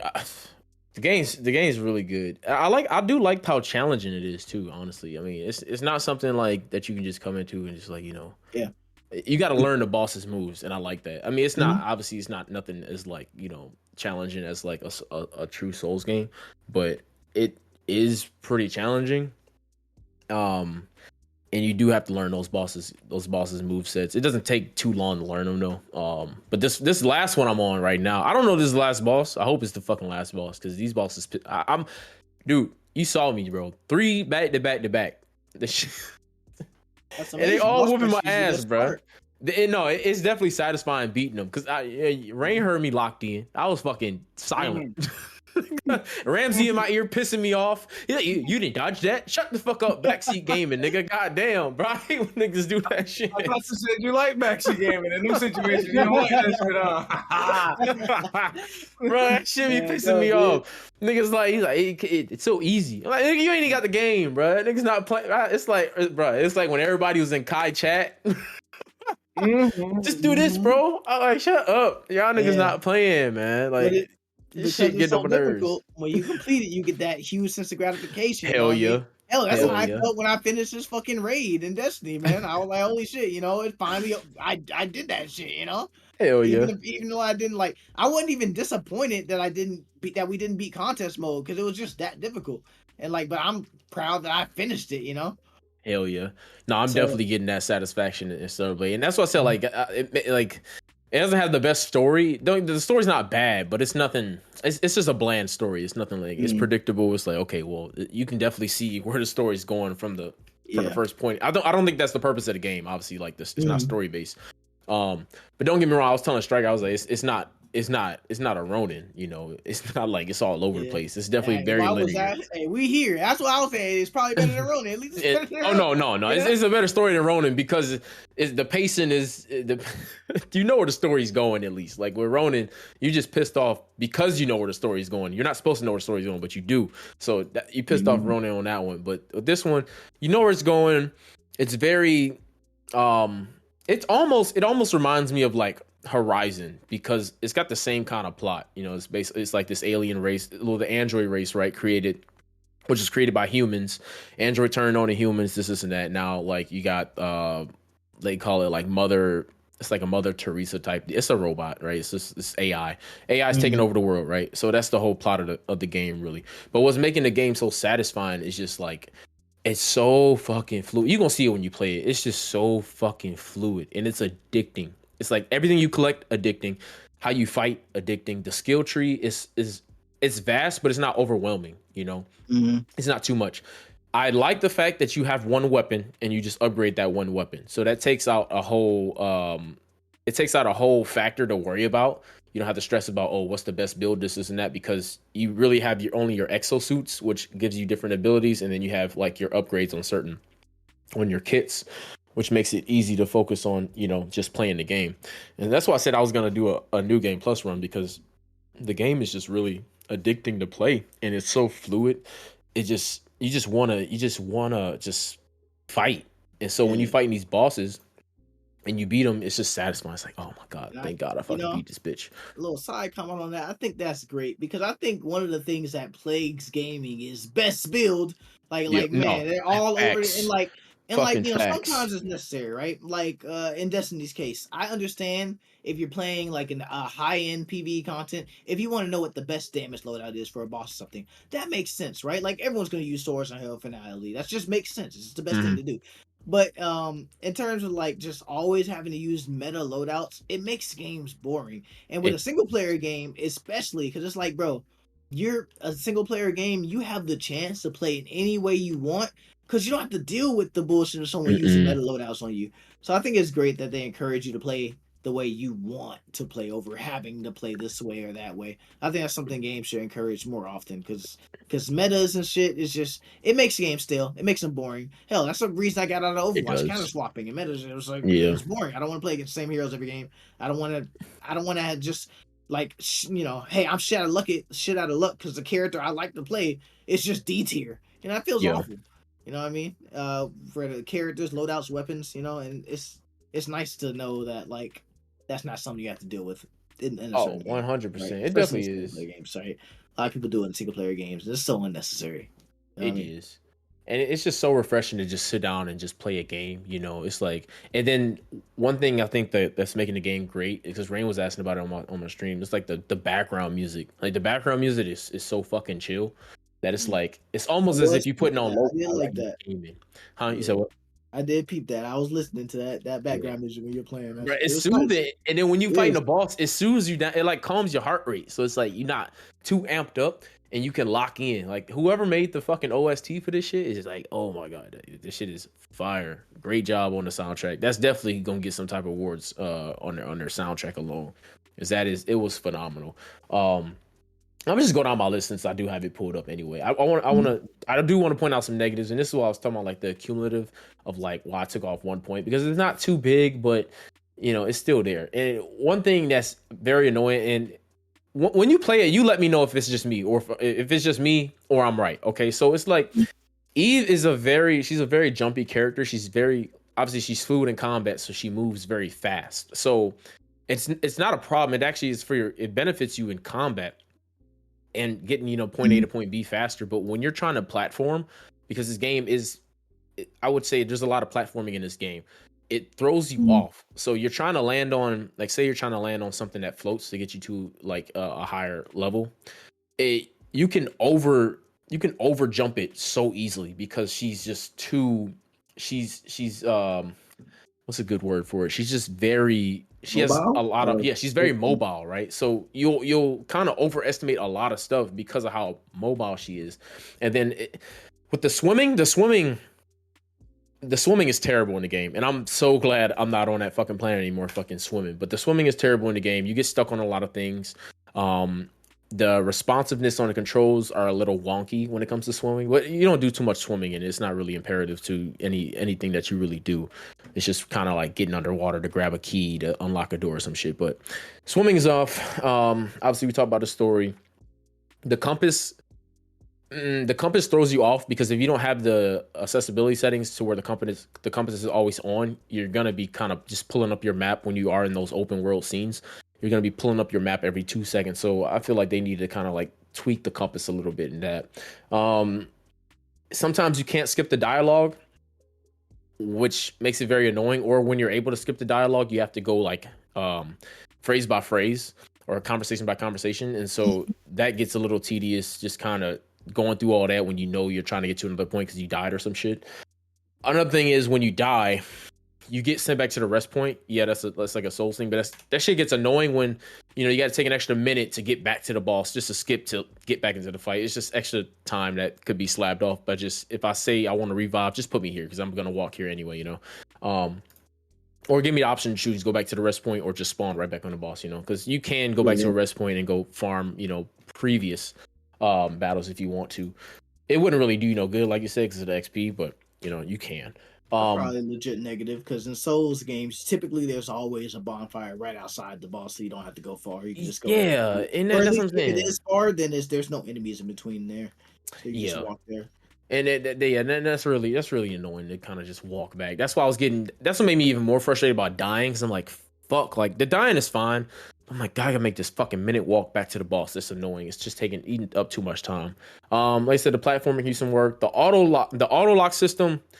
It needs some work. Like you'll be locked onto a target, and if somebody hits you, it'll like if you move your joystick to move the camera or whatever, it'll move you to another enemy, and it's like that's fine and all. Or somebody will hit you, and you're still locked on to the main target, and you can't turn because you're locked onto your main target. And it's just the auto locking needs a little bit bit more tweaking when it comes to that because it's just not as fluid as some other games with better auto lock systems, which is fine. It's not nothing too crazy and stuff, especially with the boss fights. You just click it on and off. But when you fight like multiple enemies, that shit gets annoying. You'll see what I'm talking about. I mentioned the swimming and the registration problems, like getting stuck behind the objects. That was more related to the swimming. The game definitely has more overwhelmingly positives that I've noticed so far. Like I said, the combat is fluid and fresh. It includes physical and ranged abilities. So like all you haven't played yet, it has like you can physically attack enemies and you get like this gun like midway in the story, which is connected to your little robot companion. So that's pretty cool. The graphics, amazing job on the graphics, amazing job on the character designs. In performance mode, I haven't noticed anything less than 60. There has been like no frame drops for me on PS5, so that's good news. It's a finished game. Isn't it crazy that we commend finished games in 2024? Yeah, it's pretty wild, but I understand. Oh shit, it's a finished game. Great job. Right? It's just what you're supposed to do. Yeah. But the skill tree, the first AAA game, so I can see why a lot of these issues persist. And yeah. Hopefully they just have time to iron out the kinks and get a little better at that, right? Oh so yeah. we didn't play Naraka Blade Point too much, But I don't remember the movement and stuff being it was fluid. Yeah, it was fast, it wasn't that fluid but though. it was fast, but wasn't it wasn't too. I don't know. I wasn't a fan of the grappling and the I mean, it was a fun game, but there were definitely a lot of I can tell there's a lot of shit to iron out. I don't mean to be racist, but yeah. So like, they'll probably working on iron at the kinks type shit. A little better at it. No, they definitely did their thing with this game. I would tell you that right now. The skill tree is vast, but it's not too complicated. Like I said, collecting items is fun. Like you actually want to go around opening the boxes, and it's not like where they overdo it with throwing you a bunch of random bullshit. Like everything you collect is related to something that you can upgrade. So it is pretty important to go around collecting everything. They even have like these cans. I think there's 49 of them total throughout all the worlds that if you collect, I guess you get like this limited skin or something like that. That's another thing good about the game. Obviously when Dragon's Dogma came out, they had, the fucking microtransactions. Don't know how the fuck they did that, but this game, obviously, like it should be, no microtransactions. You can earn everything in the game. I don't even know why we have to mention that. It's a single player game. That should be the standard, but people deviate from that sometimes. But like I said, collecting items is fun. When you complete a side mission, you're able to immediately return to the client if you want to complete the task. So what I mean by that is, well, like what I said, if you're able to basically complete side missions as you're completing the main missions, and if you complete the side mission, it'll ask you like straight up, hey, do you want to just go right back to the dude and like claim your mission? I thought that was a really cool feature instead of just having to like travel back to the worlds and find your way back. I thought that was pretty cool and unique. The fast travel is pretty cool. They're connected through these like little cell phone things. Works pretty well. I haven't had any problems with it. Like I said, the game is addicting. You really won't want to put it down. Character design is incredible. The soundtrack's incredible. And I had like a little... Oh, the puzzles. Like, I hate puzzles in video games. I think God of War, sorry, Striker. God of War fucking irritated me a lot with their fucking stupid-ass puzzles. But with Stellar Blade, the puzzles are very unique. And they're not like... It's not overwhelming, but they're very unique.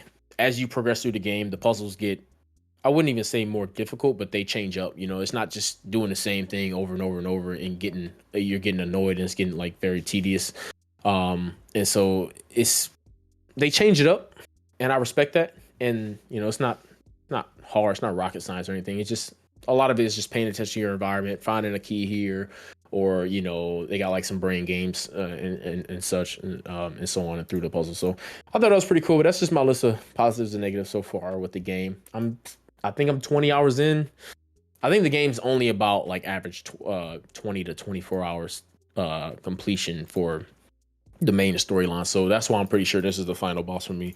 But I'm pretty sure you can beat this shit before a week. Honestly, I think you beat finishes in a few days, just even with balancing other games. This game is very easy to beat. I've only been playing it, like 2 days now? And like 2 days. I mean, it's hard to get down for you, Yeah. I ain't put it down, but like, it's literally like a thing. Like, if you pick up in a weekend, if y'all listening, you pick it up in a weekend, you can beat it in a weekend if you really like enjoy it. It is a very enjoyable game, and it is one that I'll probably like beat on New Game Plus. I ain't gonna say I'm gonna get to try to platinum it or nothing like that, but I do want to go through another run on New Game Plus on it. It's very comforting. It's almost like a I guess what is comforting's a word, like a game that you play just to chill and relax, fight on or some shit like that. I can see this being one of those games that I'll just keep on my console, just like, all right, I'll just sign in real quick, just like release some stress, kill some monsters or some shit, just because how good the combat is. And I don't know, like, maybe I hope you change my opinion on some of those things. Maybe like it's just me on some of the negatives, but I feel like I want you to pay attention to how the platforming is, and I want you to pay attention to the platforming, the auto locking, and the story, and just let me know if it's just me or if that is just the game all around. But overall, fantastic game. I'm loving it. This is the best game I've played this year, and this is the best action RPG I've ever. I'm still gonna hold. No, I'm gonna put it above Jedi Survivor. I'm gonna put it above Jedi Survivor in terms of like Jedi Survivor is my 9 out of 10. It's an 8 out of 10, but Jedi Survivor collectively as we said, I can go on and on about that shit. Collectively was a phenomenal game from story to the action, but this is the best action RPG I've ever played. So I'm gonna stand by that one so far. And I give it to Shift Up for your amazing performance designing and developing this game. Bravo to you. Bravo to you. I'm looking forward to seeing more of their work because, like I said, this is the first AAA game that they've pushed out, and it is fucking phenomenal. Like, I can't hate on it. I'm hoping Stryker picks it up so he can hate on it for me. It makes it sad. It makes me sad because like a lot of people who think about the game only think of it because of ass, and it's probably just like I thought it would be an amazing game because like I really liked the demo. You know what I mean? Yeah. So like, and it's so sad to think that like that because that little sexual controversy, like that's what a lot of people are gonna know this game for. Oh, 100%. You know, 100%. And it's like, I mean, the game is very sexy, but there's definitely more. Like none of my positives even revolved around any of the sexiness of the game, but it is very sexy. It's very. I think it's fun to joke about, but there's definitely everything to this game except that. You know, it's that's just a little cherry on top. Then, you gotta think. Also it's Korean beauty standards. Well, very not just different beauty standards, but like. We're kind of fat in America. Let's be honest. Yeah, we're very fat. Like that's probably why people were so offended over her. But like, that might legit be what your average Korean woman looks like. Size. Oh no, yeah, that is what they look like. Yeah, not the bust size and wise, waist, but like, size wise, small. Size wise, it's probably what they look like over there. Like we just because I doubt any other countries are having this kind of like discussion over like. Well, over her shape. Because, like, remember, it's not a fake person. It's not a fake person. That's a real character model. That's a real person. It is a real person. It is a real person. And, yeah, we getting, it's almost cringeworthy talking about Game of the Year, but I love the Game Awards, right? But I do think it's definitely a runner-up. I'm going to tell you right now. I am cheesing. You heard the cheese. He heard it. Hell yeah, I'm cheesing. Hell yeah, it's definitely a runner up. I'll tell you that right now. Like, if we're looking at as far as what came out this year, that's what I said, man. Another PlayStation exclusive, huh? Yeah, another PlayStation exclusive. Stryker, why aren't you playing it? What's going on, man? Hey, what's going on here, yo? What you mean? You sleep? Yeah, you been listening. I don't know where it is. I only play PlayStation exclusive game from, It just so happens that, these previous years, my go-to have been these PlayStation exclusives. Come pick up Stellar Blade. You gonna like it, man. You gonna like it. Hey, man, that Gears. He already told you he can't pick it up because of, Damn. Oh, yeah. He gonna get a divorce if you pick that shit up. What the fuck you playing? Huh? He said, nah, it's definitely solid. Huh? No, continue. It's definitely some heat, man. But I got big hopes in, obviously me and Rain got big hopes in Wukong. I got some hopes in Assassin's Creed. It's Ubisoft, but I got some hopes in it. I have zero in Outlaws. I'm winning Game of the Year, but I think it's gonna be a great game. I like Assassin's Creed. Yeah. No. I don't think that's going to win Game of the Year. I think it's going to be, in a. It's because as far as what came out so far, I don't think Dogma is going to get nominated. I don't. I really don't. I think they just had great marketing. If they do get nominated, it's because of the great marketing they had. It has nothing to do with the game. I don't think. Helldivers, are people still playing that right now? People are playing. Probably. It's a niche community now. I'd say they probably established themselves, but I don't even think Helldivers will get a nomination. I think really Helldivers was a hype game for real. What about Power World? No, it's not even out, Stryker. Huh? It's not even out. Is the full game out? I think Power World's the same thing. It's niche community. It's Pokemon people who are sick of Pokemon. But is it even out yet though? Like the full game? Oh no, you're right. It is early access. It's in early access. Yeah. Early access. Even if it wasn't, no, that's not getting it. No. I mean, it's niche. The 60 million that fell off. Yeah, but it fell off. Like people stopped playing it after like a month. Because of lack of content. But they released a roadmap for their upcoming everything, I guess.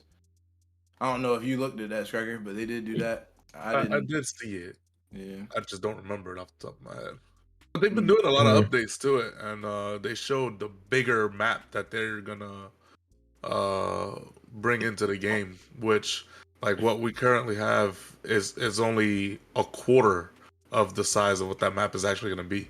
Yeah, I'm sure it'll get some more traction when it fully releases. Oh yeah, 100%. It'll definitely resurface. But I do support it, like I said, because they showing Pokemon. Hey, you do something. Hell yeah, You know, Pokemon with guns. I mean, Instead of putting out the same shit for decades. Oh, my bad. Go ahead. My bad. I mean, just in terms of like, hey, you're releasing the same shit year after year.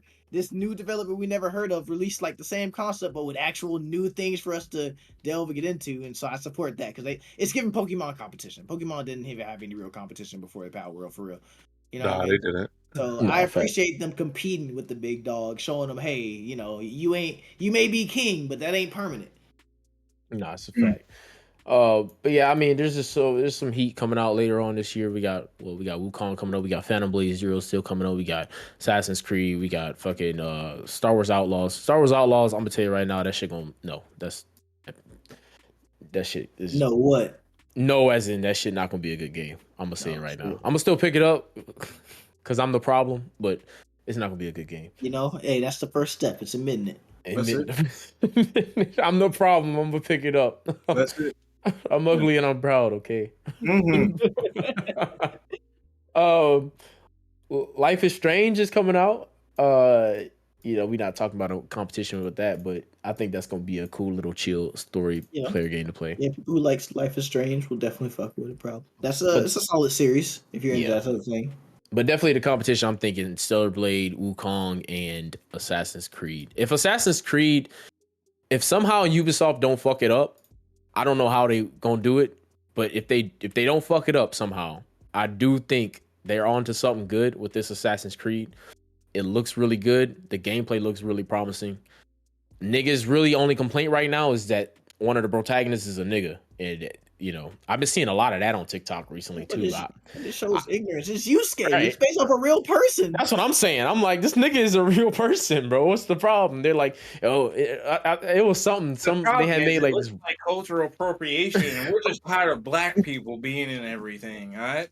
And it didn't help that I think somebody at Ubisoft had published like a tweet or something. They're like, yeah, you know, it's just we have a lot of our main protagonists as, you know, white men, this and that, and somehow that like got blown out of proportion. And then here came the racist jokes, and it was like, so you choose to go ahead and put a nigga on the mainstream, this and that, and you know, people made their monkey jokes, this and that. I'm just like, y'all know this is like it's a real dude from history, but I mean, you know.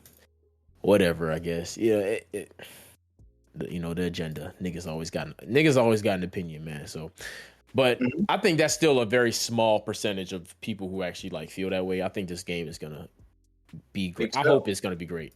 You know, I hope we don't see any performance issues either when the fucking game drops, because it drops in November too. So, we're gonna see. But definitely some heavy hitters coming up. And I will say right now that Stellar Blade is true competition. This shit is fierce. What else we got? Y'all got anything on your mind?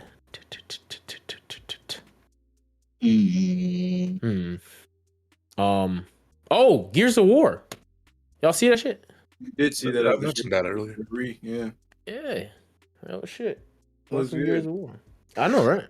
Yeah. New expansion for World of Warcraft. You don't want to talk on that?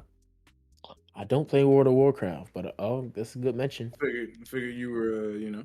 What do you mean? What you trying to say? You play Wizard 101, so that's around. What's that mean, bro? What's that mean? It's in the same. Get into that nerdy kind of stuff, This is the MMO. I play MMO, so I play every MMO. God, yeah, you know, you dabble. You dabble, my boy. I knew exactly where this nigga was going with that too. I'm like, you dabble. You know? Oh shit. Well, you know, to all the WoW players out there, you got a new expansion, The War Within, coming. So, you know, be on the fucking lookout for that, I guess. That shit look good, man. You know.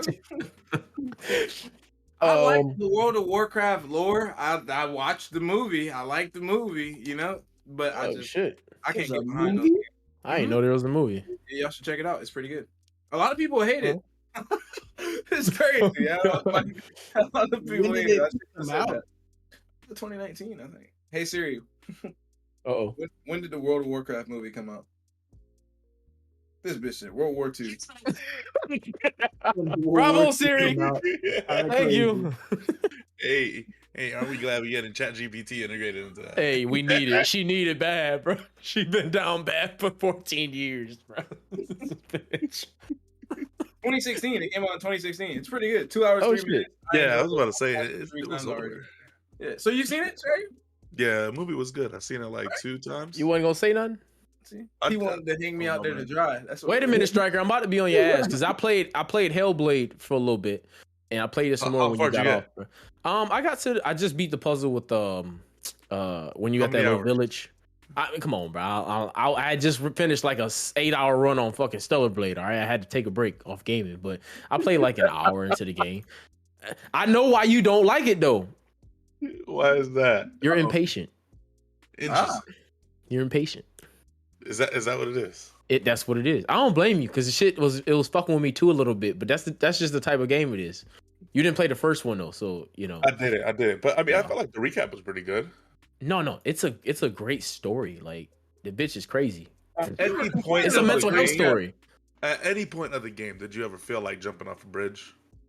Oh god. I always feel like that when I'm doing their puzzles because like Razor had pointed out, he was like, maybe it's just one of them things where like you thinking too much of it, and then I was like, I went on YouTube, looked it up, and I'm like, oh, I just had to fucking push in this fucking door, and I pushed in the door, and like, oh, it released a new area. So it's like I was overlooking a bunch of shit because I'm thinking it's overly complicated when it's really not. But it's Hellblade always does it to me. It's like the puzzles in that game are like they're mind fucks, and it's supposed to be that way because the game it's a mental health awareness game. Like the whole game is supposed to be a mind fuck. Senua is batshit crazy. And, you know, you're supposed to be living throughout an experience as if you were her.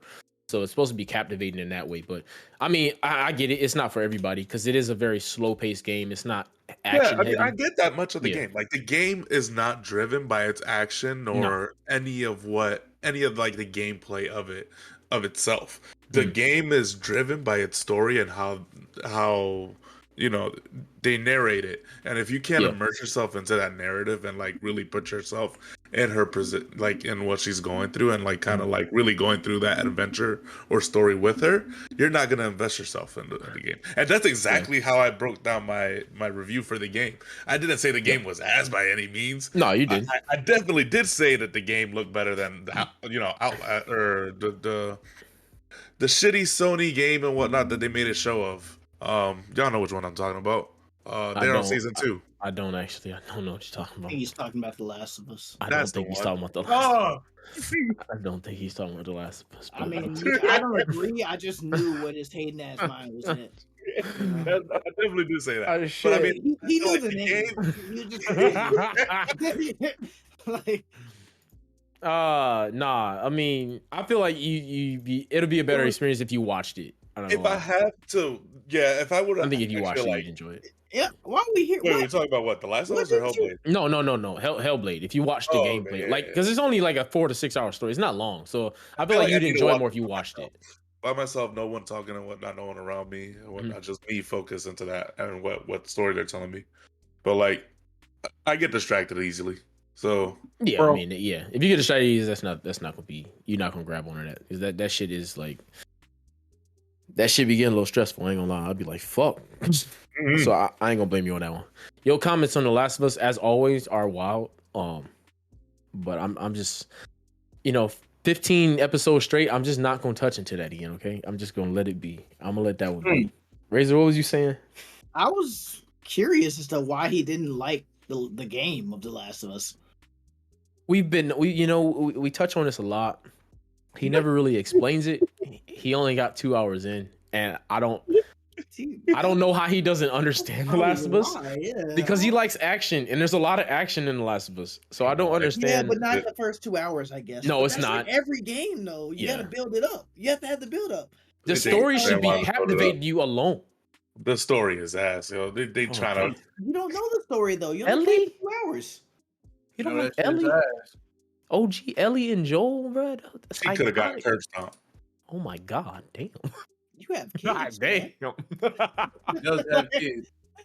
Hey, man. If anything, you think you would like be the one who can like really, Right? connect with Joel. Wait, you got a son? That being said, Happy Father's No, Day it's- tomorrow. yeah, Happy Father's Day, Striker. Yeah. Hey, Go happy ahead. Father's Day. It's because wait, you got a son, right, Striker? I do. It's because you ain't Oh, got a wait. daughter yet. That's why he ain't got a daughter yet. He can't relate to Ellie. I guarantee you, once he have his daughter, he gonna be like, "Let me go." He gonna secretly play The Last of Us, and then we gonna be on like episode motherfucking 300. He The Last of Us is a really good I story. mean, You know I'm what gonna I'm love my daughter. Like, if I have a daughter, I'm gonna love her. I definitely ain't going like abandon whatnot. I mean, sure, she probably lost her parents and whatnot, but I mean, like hindsight of thing, no one really fucking cares about that little girl and that game or that story. Who doesn't? We I all care. love Ellie. You tripping? Y'all on the outside, but like, Hey, he Razor, this wanna nigga kill will be her. an Abby supporter, bro. Yeah, nah, bro. If they gave me the choice at the end of the game, I would have still saved her. 100%.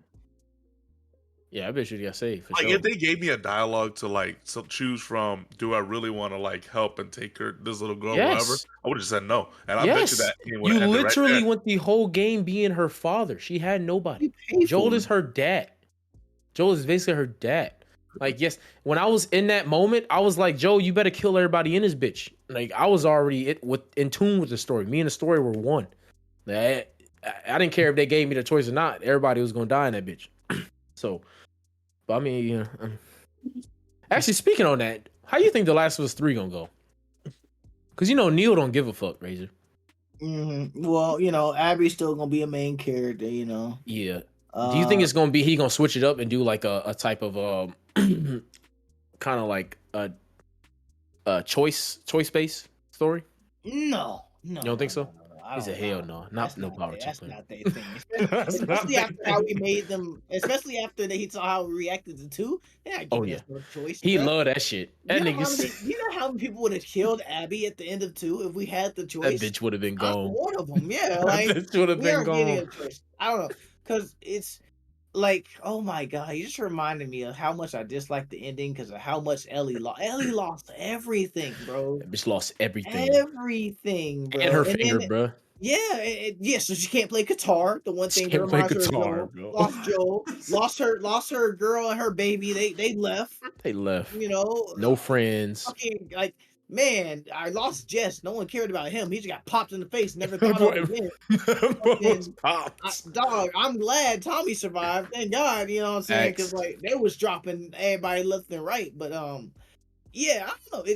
They left it pretty open ended in terms of what could happen next. But I do think like they'll bring those same characters back of Abby and Ellie. Maybe Ellie's gonna go looking for Dina. Maybe either there's talks that Ellie's not in it though. Really? Yes, I've heard rumors, and they're just rumors, but I've heard rumors that Ellie is barely in the fucking next one, and I've heard rumors that it's gonna be focused on Abby. That is gonna piss me off. That would heavily piss me off. Because if you really think about it, though, maybe Neil was trying to push it in the direction of making Abby like the protagonist, I guess, of Last of Us 3. Because you can kind of see it, like, in his perspective, he's trying to make Abby seem like a good person. I mean, in theory, Abby's not a bad person, but the way the whole thing just went, you just get a sour taste in your mouth about Abby. Like, yes, we understand why she hated Joel. Obviously, he killed her fucking dad. But, you can't just bring this bitch in, kill off our favorite character in the beginning in a savage way like that, and then try to make us sympathize with this bitch. Like, no, we don't even know her. And so, but as they make you play with Abby and you see it, you can kind of see that they're trying to make it that Abby's like a protagonist and Abby's like a good character.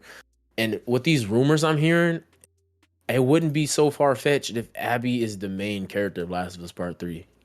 And that scares me because I don't want that. Make you think a little bit, huh? It's like, oh shit. Yeah, I mean, because he gonna do whatever the fuck he want. He obviously made that clear when he fired Homegirl, who didn't agree with what they were doing with the second game. Oh, it's fact. Fired her. Yeah, fired her ass out of here. What do you mean you don't agree? The fuck? And it's like, So I don't know, because my question would be then, am I gonna buy it and play it? Because it's not gonna change the fact that the game itself would be kind of heat, right? Because like Yeah, the regardless game of will how be much heat I hate the regardless. story, the game playing the game was heat. You know what I Yeah, mean? But I'm gonna buy it just because it's gonna be fire. mm, I mean, we already know my opinion on Last of Us Part 2. I loved it because of how controversial it was and because they were bold enough to take this step. I do think they should have rearranged how the story played out, but as far as like upsetting the audience, I love that factor because we still talk about it to this day. But as far as them making Abby a main protagonist, I wouldn't support it, but knowing Naughty Dog, you never know how they could go with it. Like because what is left for Ellie anyway? Like, really think about it, and that's why I think they did that because maybe at the end of the day, it really was The Last of Us, right? Like, that was it for Ellie. She's just gonna go on her own. She's just gonna be alone from the beginning. She was alone, and she ended up alone at the end. Maybe that was the whole point of Ellie's journey, was just to end up alone, and it was just one of those sad realities of like, this is a fucking apocalypse. You know, at the end of the day, all you got really to rely on is yourself. Everything could be taken away from you, and everything was taken away from Ellie. Like, maybe that's just it for her. I don't know. That's the direction they could definitely move into her. I don't even like mind that. It's the way they did it. Like, Yeah, but if they do that, then they should just keep. I don't think they should make Last of Us Part 3 then. Like, at this point, it is kind of ambiguous on what happens as far as like the rest of the story. I think they should leave it at that. They won't. Obviously, Last of Us 3 is in the works, but that's just the thing. Like, where are they gonna take Last of Us Part 3? Like, what direction? It's like, I don't know. Would you play it if it was just Abby? Would you pick it up? That's what I'm saying. I don't know. Maybe because like Out of respect to Naughty it's still Dog. a game. Yeah, it's still a game. Yeah. You know, it's still probably the same good game, but like, that's a good ass question. I know. It's just It's I like, don't think it'd be man. enough for me to be like, yeah, fuck the. I would wait to see how the trailer and shit looks on it. You know. You know they gonna make that trailer look fire as fuck. I mean, in terms of like how the story is gonna go, you know, you can kind of guess. Yeah. Anyway. Yeah. Well, didn't they kind of like do something kind of strange with the Last of Us Part 2 trailer? Like, wasn't it like? You know what? Now that you're right, they made it seem like Joel was. They never did. They lied. They lied. Showed things that weren't real. Yeah, that lied. is true. They did lie. Which honestly, it's a pretty good. It's pretty smart. Like, it's pretty smart. It's pretty good tactic, and it makes it. We all were surprised. You know what I mean? Didn't expect that. He was like, "Yo," but the trailer scenes, you know, it didn't have, you know. But, dude, I swear, man, when I was in the party with you and Cheeto, and I'm playing that shit, I saw him die. I was so sick.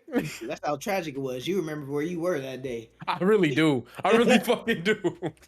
You know? I was sick. It's just the way it happened, man. And like the fact that, you know, Abby gets her revenge and then she still, she pays for it because Ellie does murk the fuck out of her friends for real. Yeah, the pregnant girl too. That bitch got murked, bro. She did get murked. That wasn't even right. But shit, she was op. So taking myself out of it, I guess, like Abby, you know, Abby was kind of like the hero of that story per se. Oh, well, one of them. They're both the heroes of the story. Yeah, they're both the heroes. And it was pretty interesting how the Avengers thing played out. It's just, I feel like they could have just treated Joe with a little more respect. You know what I mean? Yeah, he ain't had to go out like that. That wouldn't even, that wasn't necessary. That wasn't necessary at all. Beat him with a fucking with a golf club. That wouldn't even cool. You know what's significance of that, bro? What the fuck? That wasn't even cool, man. And then like you gotta watch. You can't even do nothing. You just gotta watch as Ellie. It's like, oh, that's fucking terrible, bro. No. Weren't you Abby? Right. Weren't you Abby? Mm. You were Abby, right? Swinging it. Weren't you swinging it? No. It just. Well, you were Abby up until you got into that. You're Abby up until you got to it. Then they switched back to Ellie, and you were watching. Because I'm like, oh god. Because thank God. What if they would have made you kill Joel? That would have been so fucked up. Oh my goodness! Like, because my thing is that like what really blew me was the fact that like Abby let her live. You know, Ellie went home and then decided, nah, I still want vengeance, and went out. And then you had no choice, and whether or not you was like, you know, her staying or going, but you go, and then when you finally get to do it, after you killed so many lamest people, you just don't give a fuck about. It finally comes to her, and no, you don't do it. And it's just like, bro, like why force me on this whole like she could have had a decent ending, with Dina.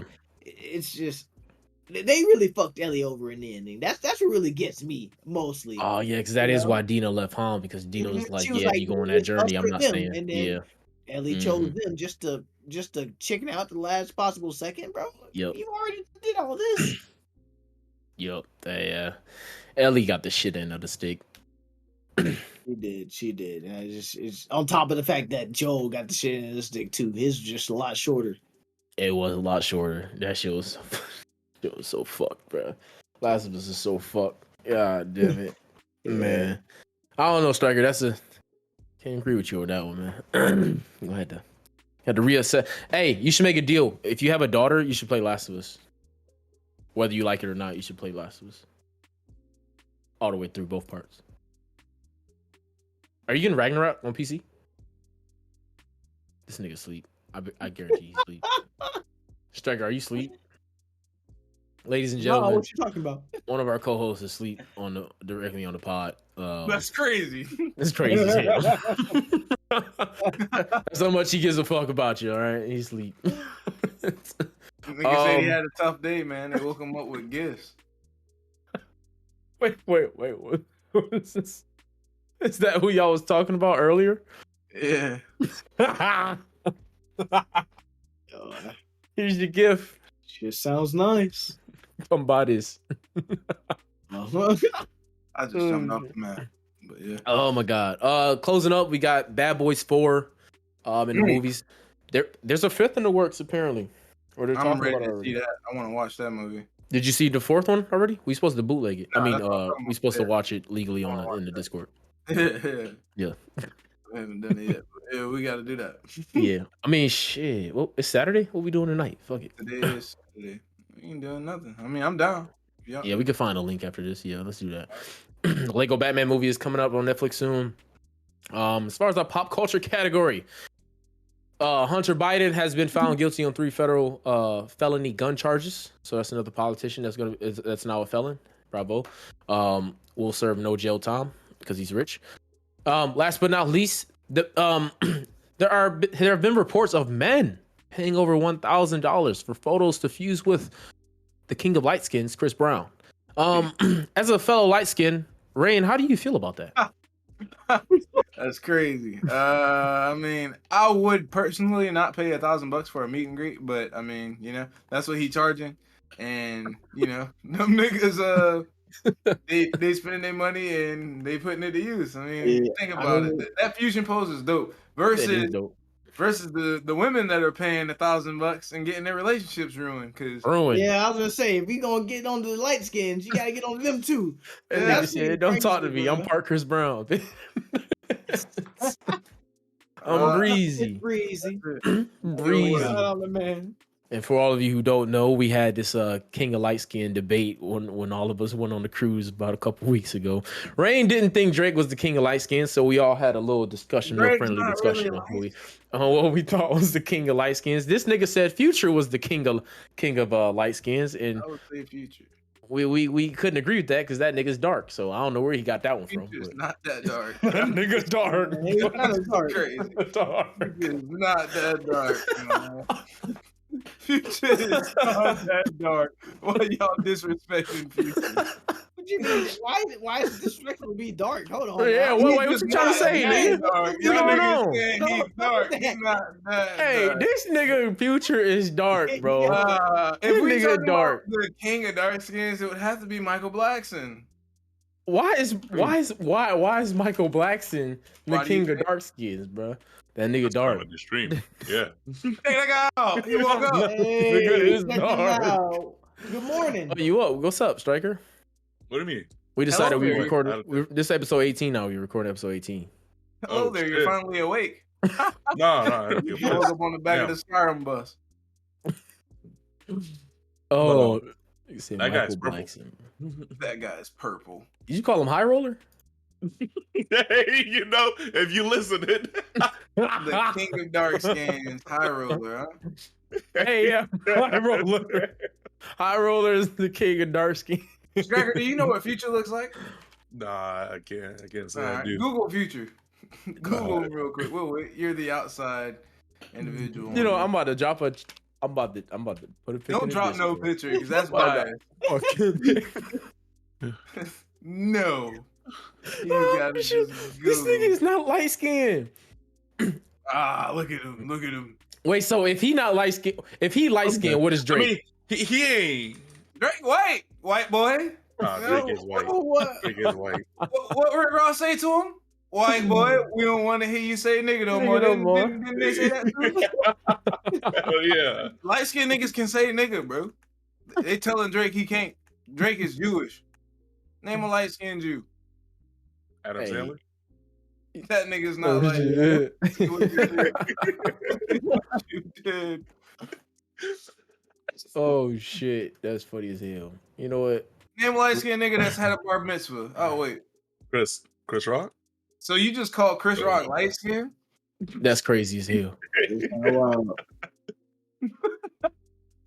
Yo, somebody get him. Yeah. See what I'm saying? See what I'm saying? That nigga Drake not light skinned. He not light skinned. I'm adding everyone in this motherfucking poll right now. Go ahead, bro. This shit gotta be stopped. This nigga Kevin typing. Why is he typing, bro? What's he about to say? He's trying to figure it out, bro. He really contemplating. He like, damn. This shit crazy. Crazy ass discussion. But yeah, that's the origin of the topic, y'all. Matter of fact, that'll be a little question for y'all. We'll leave y'all. Is Future light skin? Yes or no? Go ahead and answer that in y'all heads. Y'all got any save rounds? I think they all downrange. They all downrange. I love to hear it. Wrapping up this episode, we want to thank everyone who made it this far in today's show. All we ask for your appreciation for you to spread the love by sharing the podcast with a friend or two. Right, you got to go ahead and drop us a 5-star rating on the supporting platforms. This helps the algorithm promote our show, which helps us with bringing in new listeners. Don't forget, if you want to reach out and keep up with us, you can always find us in our Discord server at discord.gg/thesummit. Once again, it's going to be at discord.gg/thesummit. Thank y'all for tuning in. And as always, we will see y'all next week. Peace. Now, while we got 3 motherfucking no's already, Rain, what we talking about? What 3 niggas said no? It's probably the 2 of y'all, right? And then 1 extra nigga. All right, my We got 4 votes, bro. Let me see what the fuck going on. I ain't even looking at the poll yet. It's Future light skin. Look at that nigga. That nigga's light in that picture. Y'all niggas is tripping. There's light in the picture, yes. Put a heart on that bitch, bro. What are y'all niggas?